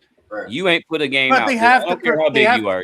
They have the prestige that like Rockstar has. Rockstar has the financial success, but Naughty Dog has the critical success. You know what? Now you do have a point there. Rockstar is Rockstar because Grand Theft Auto has been out forever. Let's say this: Grand Theft Auto is one of the first sandbox games to put sandbox games on the map. Grand Theft Auto is one of the first games. I think Grand Theft Auto is the first game, third person. Not talking about the 2D over the head. But Grand Theft Auto was probably the first game I knew where you could just get in multiple vehicles, any vehicles you see, and drive. Like, Grand Theft Auto definitely changed the game. Rockstar has the prestige they need to carry themselves. Right now, however, the game has been changed, and other games are doing the same damn thing. Now, Rockstar just always put out a great Grand Theft Auto and continue to put out great Grand Theft Autos. So you'll never knock them down, right? Unless the biggest game in the world is trash and everybody's like, "Oh, it's so bad," and they got bugs. But hopefully that don't happen. That would be terrible. But on the same token as TPG, man, bro, you got The Last of Us. You got The Last of Us. You got The Last of Us. You got The Last of Us, and you got The Last of Us. Uncharted. I want some new experience this gen. Well, you're gonna get the We can't talk about the other studios not doing nothing this whole generation, and we're still living off what Naughty Dog did. They are but they're working on the game. If they're actively working on the game, you kind of got to be fair, bro. If they wasn't actively working on the game, I'm with you. If they're doing nothing, you're like, bro, you ain't got nothing to show. But they got trailers, like, oh yeah, they have a game in the works. So when we're halfway through the PS6 generation, and they're still working on a game, that'll be okay for you. Listen, if the game come out and it's amazing, so do you know what I learned a long time ago? I remember I used to be like, bro, this is so dumb. Why don't make part 2 yet? And companies will rush games. And this is back when we don't got updates. This is back when the cartridges. And when the game got rushed, you stuck, buddy. Right, and I used to be like, bro. And then I realized, like, you know what? The worst thing gamers could do is rush games. You don't want to rush games. That's what you don't want. Because it's going to be trash. Or it's going to have bugs and blah, blah, blah. Now, thank God we got updates. That we could get an update, and they got to do another update and another update, and you got a game where you hoping to get to the perfect version, like WWE. You see what we've been going through. I feel like you should have took maybe another year then if y'all that trash, right? To put the game out. So I just look at Naughty Dog like that. I feel that when this Heretic Prophecy come out, listen, I'm not one of the people that like to get behind companies.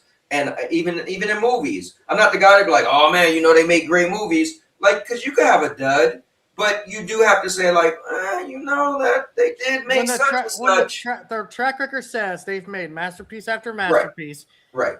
It's safe to assume that they're at least in that caliber territory. I mean, if we being real, I don't think Naughty Dog ever missed. Besides, I do feel The Last of Us 2. It was a good game. I just feel it was a bit convoluted for me. And I'm not saying it was a terrible game, but I just feel that they could have did things better. Personally, for me, I know some people love it. I just feel like I'd rather it not be made or made the way I think it should be. Now, I know they added the chronological mode, which I heard makes the game a lot better. I never tried that yet, but maybe I should. Right. And maybe that would make me be like, oh, this is dope. This is gaming. It shouldn't be about you. It should be about you following what everybody else wants you to like. Yeah, all right. Yeah, you talk to some other people. Hey, Murder. Talk to some other people. I like what I like. So what do you mean you like that? Hey, you guys have a good night. I'm gonna go. All right, TPG. Thanks for hanging in there a couple more minutes, man. Yeah, I gotta get ready to get out of here too. Yeah. I'm gonna shut it down. Murder, thanks for popping on. I wanted to tell you a while ago your camera's frozen with you smiling, have a funny look on your face. So I got that was funny for a while. I kicked the damn camera and it did something where it's saying now like you got it plugged. I kicked it with my feet. Now it says look like this camera is locked by another application. It's hilarious because it literally got you with your eyes half open and smiling. It's a funny picture. Oh, my little smirk. Yeah. Oh yeah, I see it. Oh, I'm from. I was like, when am I gonna tell him? I don't know. I'm gonna hold it in a little longer. But now the TPG's gone. You know, I figure I mentioned. Okay. Hey, well, enjoy. Okay. But yeah, like I don't know. I'm on the same. People pick on all these Xbox studios, like they need it. It's their games and they want them now. It's like the PlayStation. Like, you know, I think Naughty Dog they're as great as they are. You know, they could have a little subset of people out there giving us something this generation. That's all. That's all I'm saying. Well, if this game doesn't come out this generation, I agree with you. But if it comes out this generation and it's a success, then everybody, including you, are gonna be like, okay, well, you know, what do I know? I'll be like, okay, I'll see you in another 10 years. Right. Yeah. I mean, hey, we saying that to Grand Theft Auto, ain't nobody crying. Well, nah, Grand Theft Auto did get. There's a bunch of memes. There's a bunch of memes of Grand Theft Auto, so I can't say people let them slide. You think Last of Us or anything Naughty Dog makes can mess with Grand Theft Auto? In my eyes, yes. In my eyes, I think The Last of Us Part 1 is a way better game than any Grand Theft Auto. But that's me. You know, because I do feel once you get over the mystique of Grand Theft Auto, you could jump in every car and drive it. That's what I think makes Grand Theft Auto special.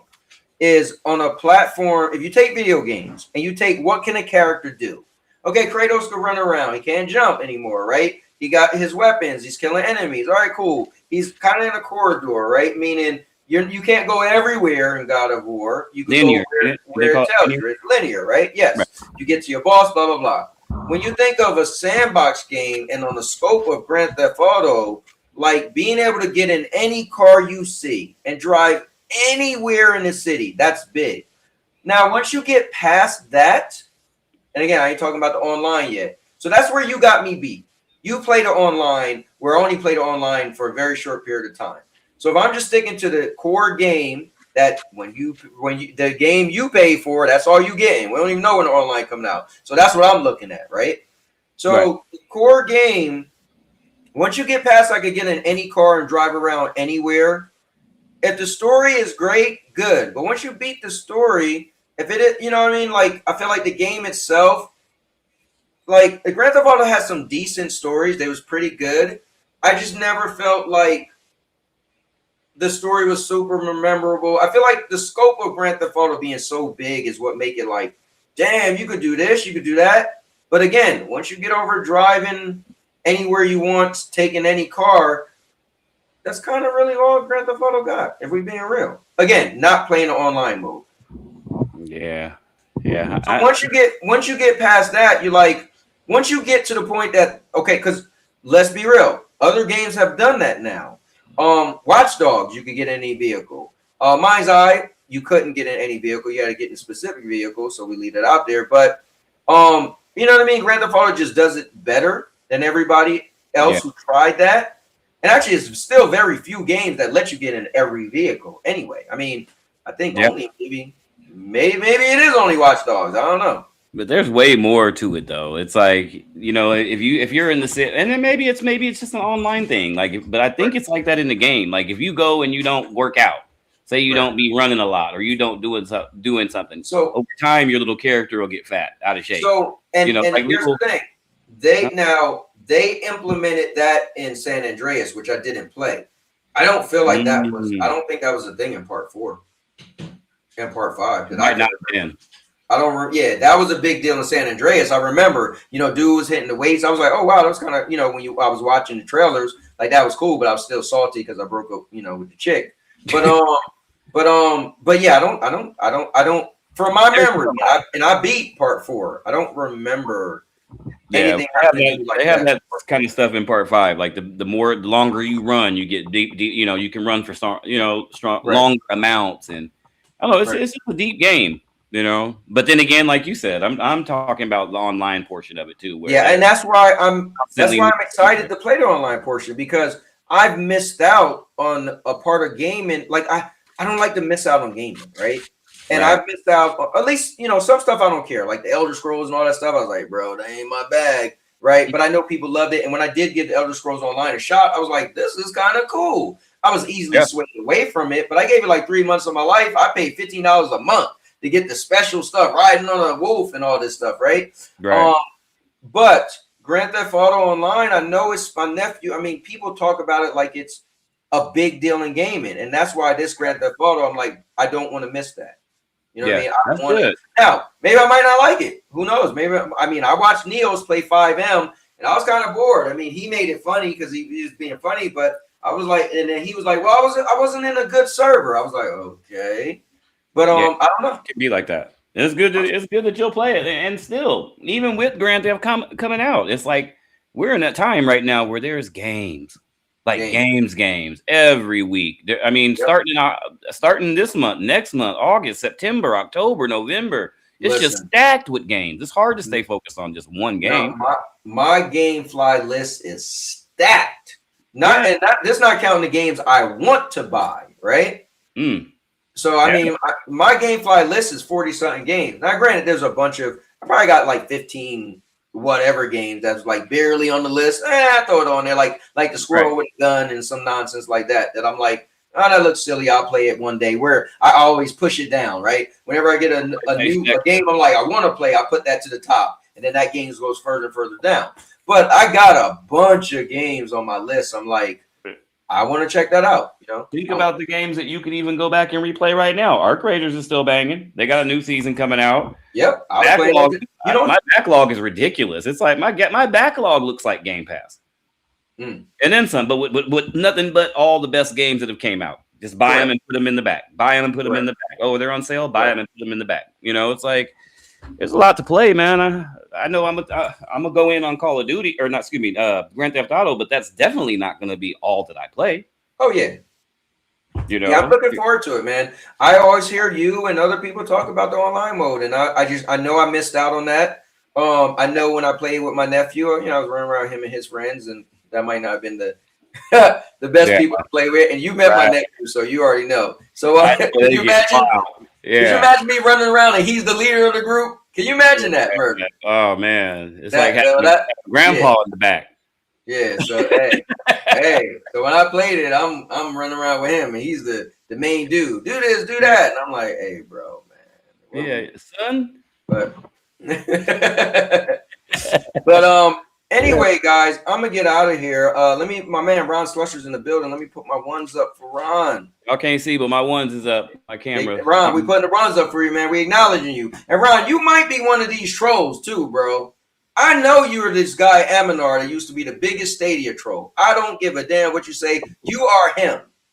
And number two, you might be Knights of the Rim also. I'm just saying, right? Because Ron's a troll. Ron always trolling. I acknowledge you, Ron, because you're my guy. But I know you be trolling.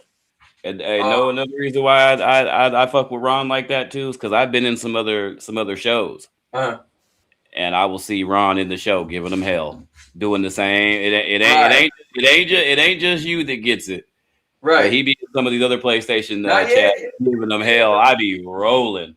Ron be around. Ron be Purple Haze. Ron be all over. Yeah, he all over the place. I'm like, Wilson said, "Come back after eating and packing to travel." What did I miss? Oh man, what did you miss? So, wow. We went over games that might be leaving the Xbox. We went over. We kept it light, nothing heavy. Yeah. I mean, you know, it's. I think this is a good, impactful show. We had a lot of fun. We talked about this. We talked about that. The people in the comments chimed in. Let me see. Lizard said, before you go, did you see allegedly PlayStation 6 is costing Sony $900 to make? Will you be there for the paid day one? So that's a good question. Me and Murder had this conversation. So I'm not telling anybody to do what I do. So let's just put that out there. Because there's people that like to say, well, if you like that, then that's your message. No, that's not my message.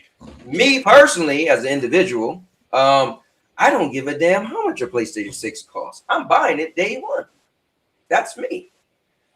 Just because I love gaming and I am in the PlayStation ecosystem. Or I'll say this: if they show some cool games, I'll be back.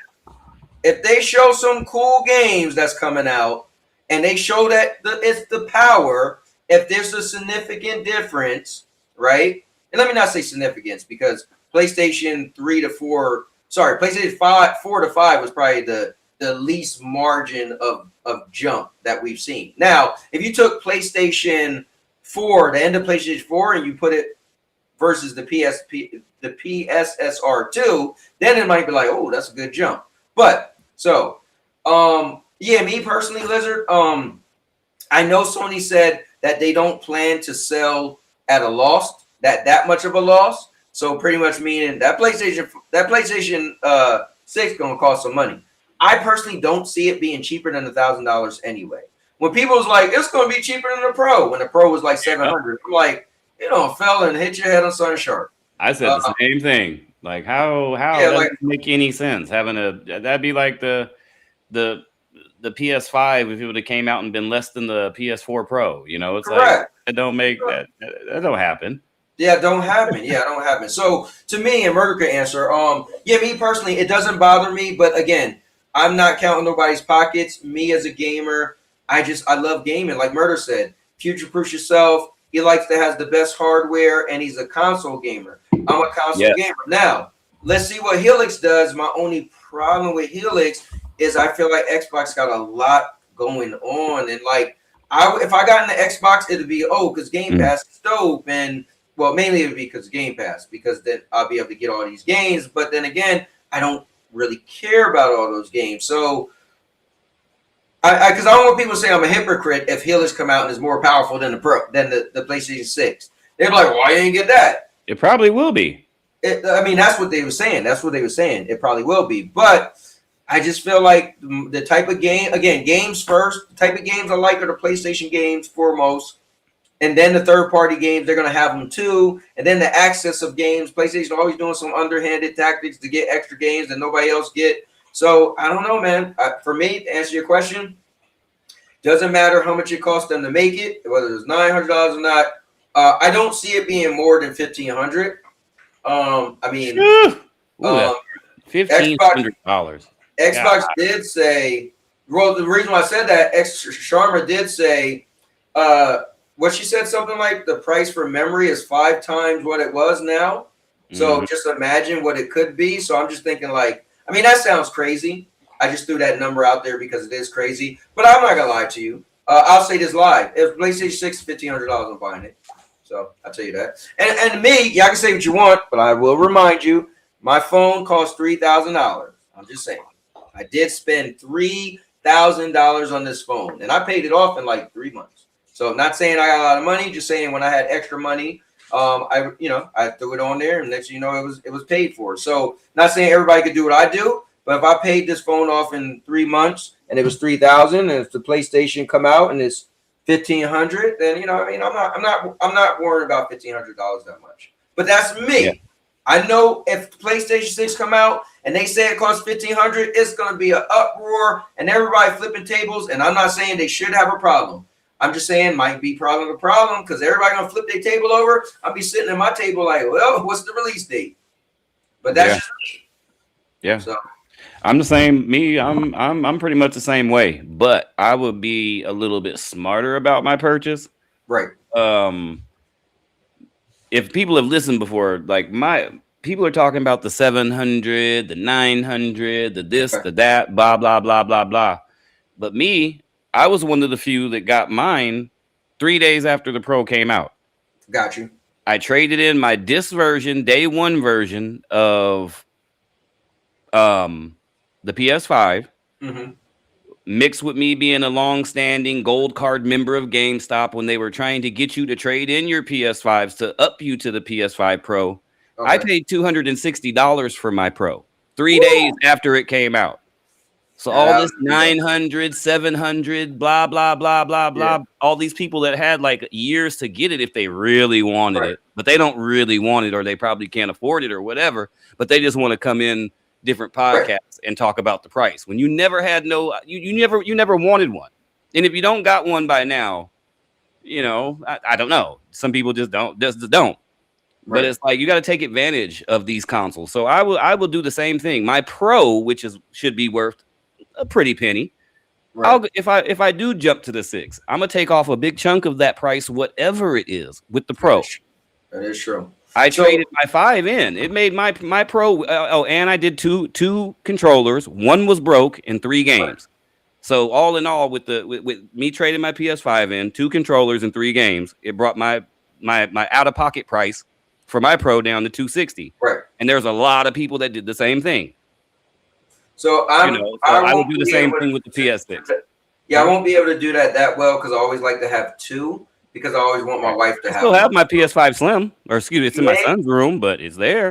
I have to debate if I would trade in my Pro for the 6 or would I, because I don't think my wife needs a Pro, to be honest with you. So maybe if they get it depends on how much more money they give me for my Pro versus my base, and then maybe I will trade the Pro and let my wife just keep the base PlayStation. Yeah, you know, she don't need because it's not like I don't play my other PlayStation anymore. She just plays it. Or when my kids came down to surprise me, their brother was here on their mom's side, and I put it in the guest house for them. Like, hey, if you want to play it, cool, right? So yeah, maybe when the new one come out, I will definitely have some collateral to trade this go around, like I did when I bought my first PlayStation. You know, I traded my PlayStation 4. I had 2, so I always have 2, and I trade 1 and keep 1, and then I always do that. Yeah. So as people know, there's always ways that you can go around it and bring that price point down. You know, I do have a Series X. I do have 3 Series S's in my house. So, I mean, some of them can start going if need be.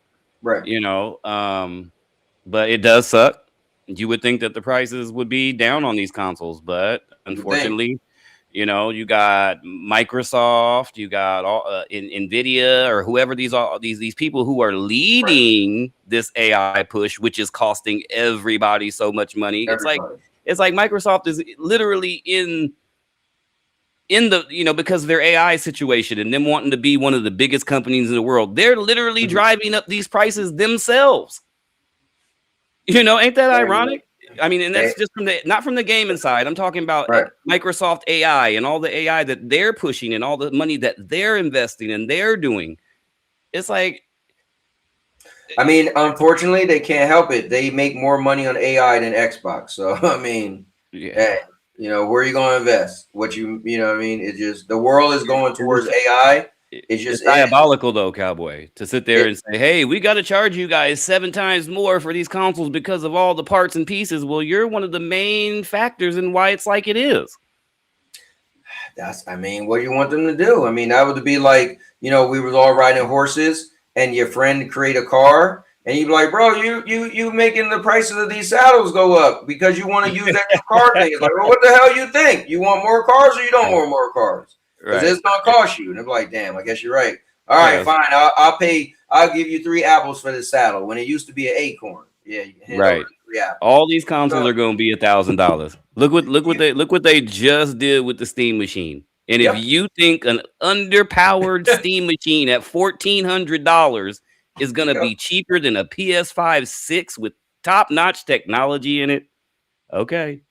So people say, I got a bridge in Arizona I can sell you. Notice I threw out a crazy number, which sound crazy. 1,500 sound crazy, but here's the problem. Yeah. If the AI thing didn't happen, the PlayStation 5 Pro would still be around $600, and then I could see a PlayStation 6 9 maybe being 900. Yes, maybe 9, right, at the most, right? But yeah, man, we're gonna be up in the thousands. So Lizard, my thing is, I expect it to be that high. That's why I'm not shocked. But I also am getting one. I've got every console day and date besides the PlayStation 5 because I was in the Stadia and the Xbox Series, the Xbox One. I was so late to getting that and I almost wasn't going to get it, but a buddy of mine was moving from New Jersey to Indiana and he really needed some money. He was like, bro, I'll sell you my Xbox. I was like, bro, I always got an Xbox and I can't believe I never bought one. So I easily bought it off of him because he, so gave me a good deal. So, and I never, so the only console I never got, the mainstream console, I ain't talking about Panasonic 3EO or Neo Geo or something like that, but the only console I never got was this new Xbox. But again, Microsoft told me I didn't need an Xbox and I could just play the games on the cloud. But I can't. I mean, hey, but I can't not get the next PlayStation. I can't. Right. And I don't know why I would wait either. And now it's even scarier to wait. You're gonna wait, and the prices ain't going down; they're going up. Think about that, bro. When does that happen? When does you wait and like this is so crazy that somebody be like, bro, I'm buying it day one because the price might go up. You're like, the price might go up. You might get a sale. Like, oh no, that don't happen. There ain't no sales. Yeah, that's crazy. That's like the people that when the Pro or these consoles. Remember, there was a time when the Series people complaining about it now. There was a time when the Series S was $225. That's crazy. Remember for Black Fridays and in Best Buys, $250. You know, some places had it for $199, and now look at $600 for a Series S. That's so crazy. That's crazy to me. Like in PlayStation as well. Like I ain't never seen nothing like it. But never. You know, like this is the times that we're in, man. Gaming with the air quotes is big money nowadays. You know what's crazy? What happens when you let them in the door? I should be slapped in the face because about a year and a half ago, I made a video. Doc Dark made a video, and you know, we were and Purple countered it. But me and Doc was saying that gaming is not a luxury. Gaming isn't luxury. You could get on the cloud. There's so many ways of getting the gaming that's cheap. I did say that. Mother effer, gaming is luxury now. Yeah. $600, $700, $900, $1,400 on a device to play, and it's not a quote unquote PC to play video games. That's supposed to be something that just hook up to your TV in your living room. Okay. $3,000 for a handheld, bro. Like what the okay. It's like people are saying. It's like the industry is trying to price certain people out of gaming. You know, it almost feels like that. It's like, damn, what do you want us to do? I feel what they're trying to do is they feel like we want a big jump. I think they're testing the waters, right? I think they're like, how much do we want to make on these new consoles when they come out? They're probably like, man, I don't want to only make 600. Like, how much are we make? We know they lose money. What if they was like, what? How can we get $1,000 out of them? They're probably like, bro, nobody's paying $1,000. Like the PlayStation 5 and Xbox is $500. They're probably like, well, what if we had kept increasing it little by little? They're not going to expect the new thing to be cheaper because that doesn't happen. I don't know, man. I think it's some weird thing going on where these companies just say is PlayStation putting the tip in right now, and they just decided we're upping this price by a lot. Like consoles is too cheap. And here's my question: do you ever see them going back down? No, I don't ever see like. What are we going to wait 2 years from now? Like, oh, well, the memory isn't that expensive now, and AI don't taper it off. So now we can sell consoles back to $500. Hell no, that ain't gonna happen. Right? It's hard. They're gonna hit 1,000, and we ain't going back. But they're gonna see that with people is paying it, and they're gonna be like, oh, they can do it. See, we were wrong. They look at all the people that are paying 1,000. Oh, they can do 12 next. That's what I'm saying. It's like if you keep increasing it and people are still buying it, why would you lower it? Why? Right. Now, undercut yourself.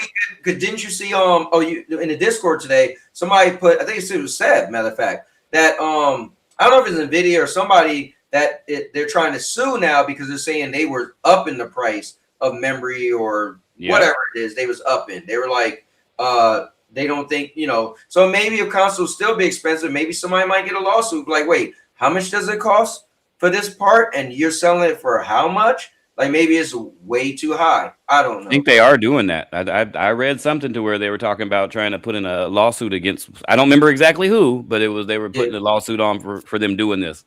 I was like, I'm about to look. I seen it. Know. Microsoft got all the money in the world, man. All these Nvidia, all these top what? Nvidia is like what the richest company in the world, I think, right now. Nvidia is. Well, I think remember what's his name? Elon Musk just became trillionaire. The first trillionaire. So I'm talking about the business. That's I got you. Well, but it's because of his business. So right. Well, Nvidia got to be 2. Microsoft, I think, is 3 or 4. You know, it's like they're up there playing with big money. So anything is possible. You know, when you're playing with big money. Okay, yeah. So Dustin made a video. I'm not gonna play it, but I'm just gonna pull it up and let people see that I'm not making this up. He made a video that says gaming hardware prices rigged. RAM makers sued for price fixing. So I'll definitely have to watch that. at some point. But see what this is about. But yeah. Let me read the next one. Let me see before you go. So then Blood said you pretty much have to buy consoles day one. The prices go up instead of down over time. Yeah, that's what we said. That's crazy. Lizard said they are expecting another 50% increase in memory costs this fall.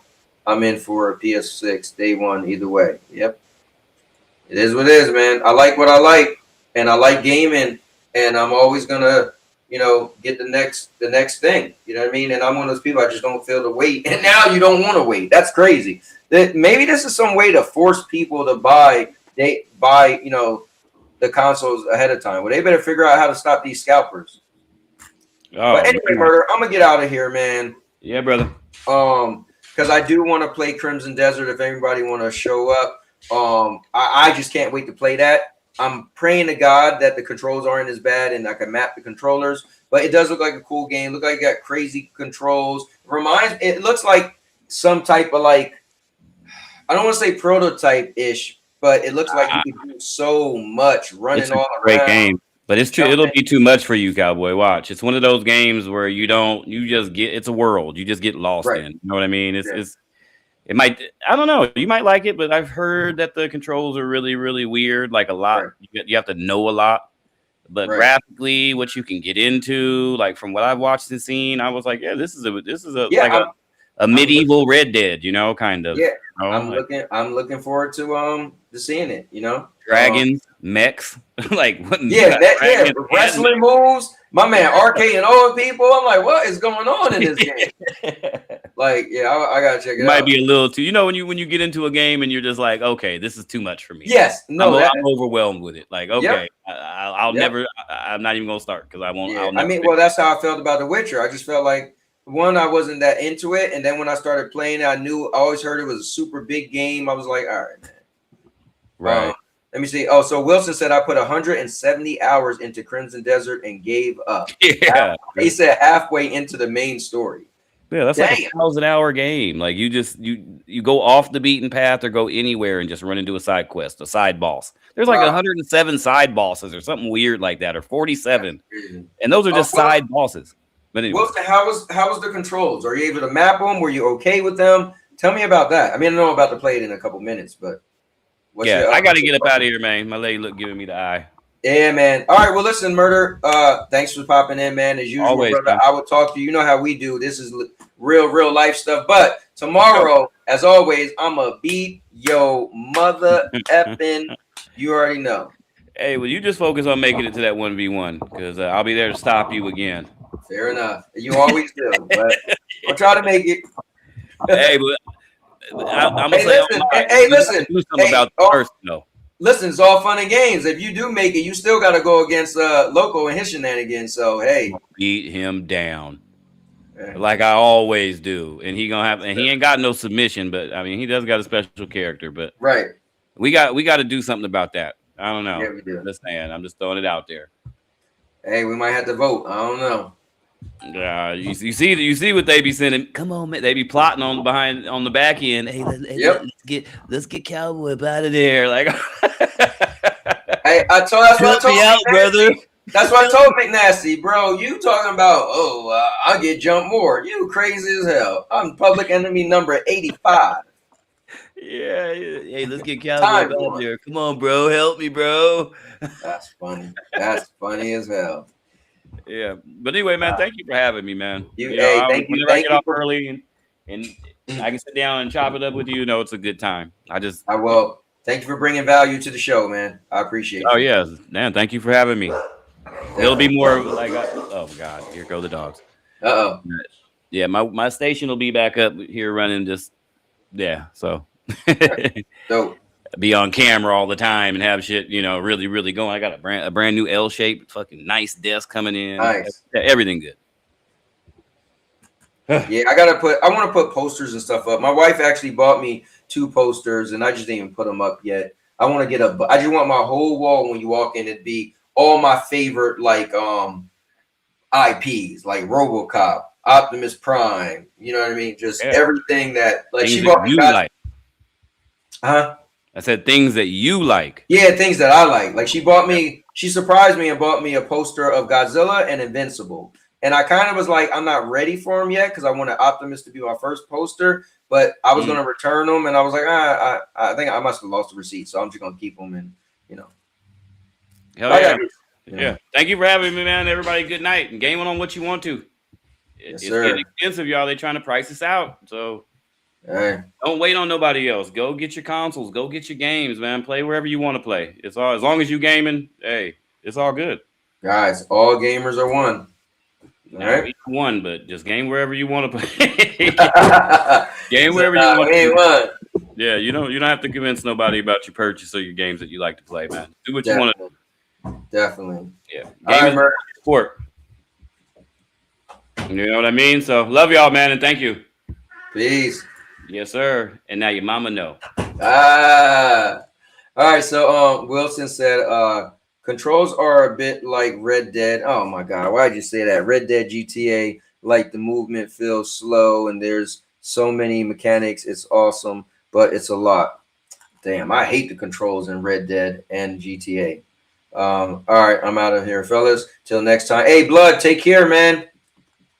Thanks for popping in. I appreciate you, brother. All right, guys. I am going to shut this down. Thanks for watching. Remember, I did change the name of the channel.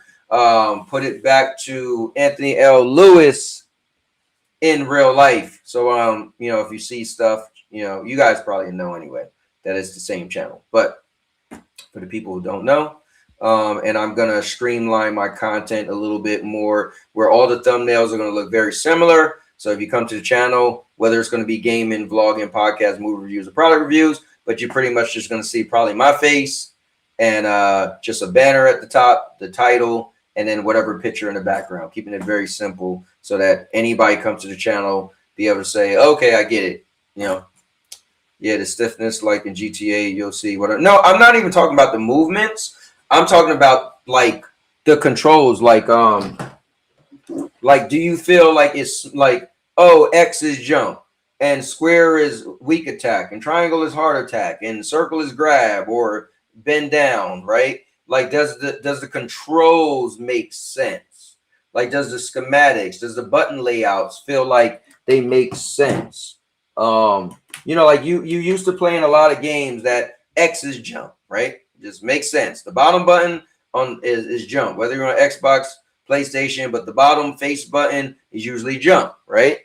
You know, usually jump. Squares usually in a game with melee. Square is usually, you know, the punch, right? Do you feel like those controls make sense, or do you feel like it's a little weird and it took time to get used to? That's what I'm talking about. JD said, now you can't shut it down. I'm about to hop on. What's up, JD? Don't purple haze me, man. So let me know if you're still there, Wilson, if you can answer that question. I mean, honestly, I'm about to play the game in a couple minutes. So with that being said, guys, thanks for popping in. Remember, I'll be back every Tuesday, 5:30 p.m. Eastern. We're keeping it real with the Cowboy. Every Wednesday, 5:30 p.m. Eastern. We wrestle Wednesdays, putting out a bunch of content, got more content, putting out content for the channel members. There's some videos there already. And, you know, I'm keeping it coming. And remember, 5 types of content: gaming, vlogging, podcast, movie reviews, and product reviews. Okay, Wilson said, X is the same as GTA where it's sprint, jog, square is jump. Bro, why is square jump? What the F? Why would square be jump? Jump, the reason why I think jump should be the bottom is because that's where your feet is. So it makes sense if you press down to jump. All right, it definitely takes time to get used to, but the amount of controls once you start to get your head around them are cool, but it's just a lot. Oh my God, bro. All right, well, I'm going to play it in a little bit. I see you guys. Thanks for popping in. You guys are epic. This stream was epic. For one reason and one reason only. Because I'm a cowboy. Oh, man. With that being said, and now your mama knows. All right, guys. See you in the next one. Let my guy Spitz take this out. This video is going to be epic. Thanks for watching, everybody.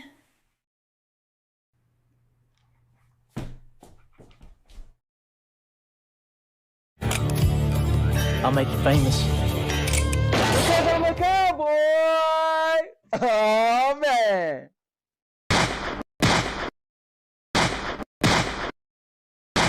And now your mama knows. Bruce, unleash the baby god dragon!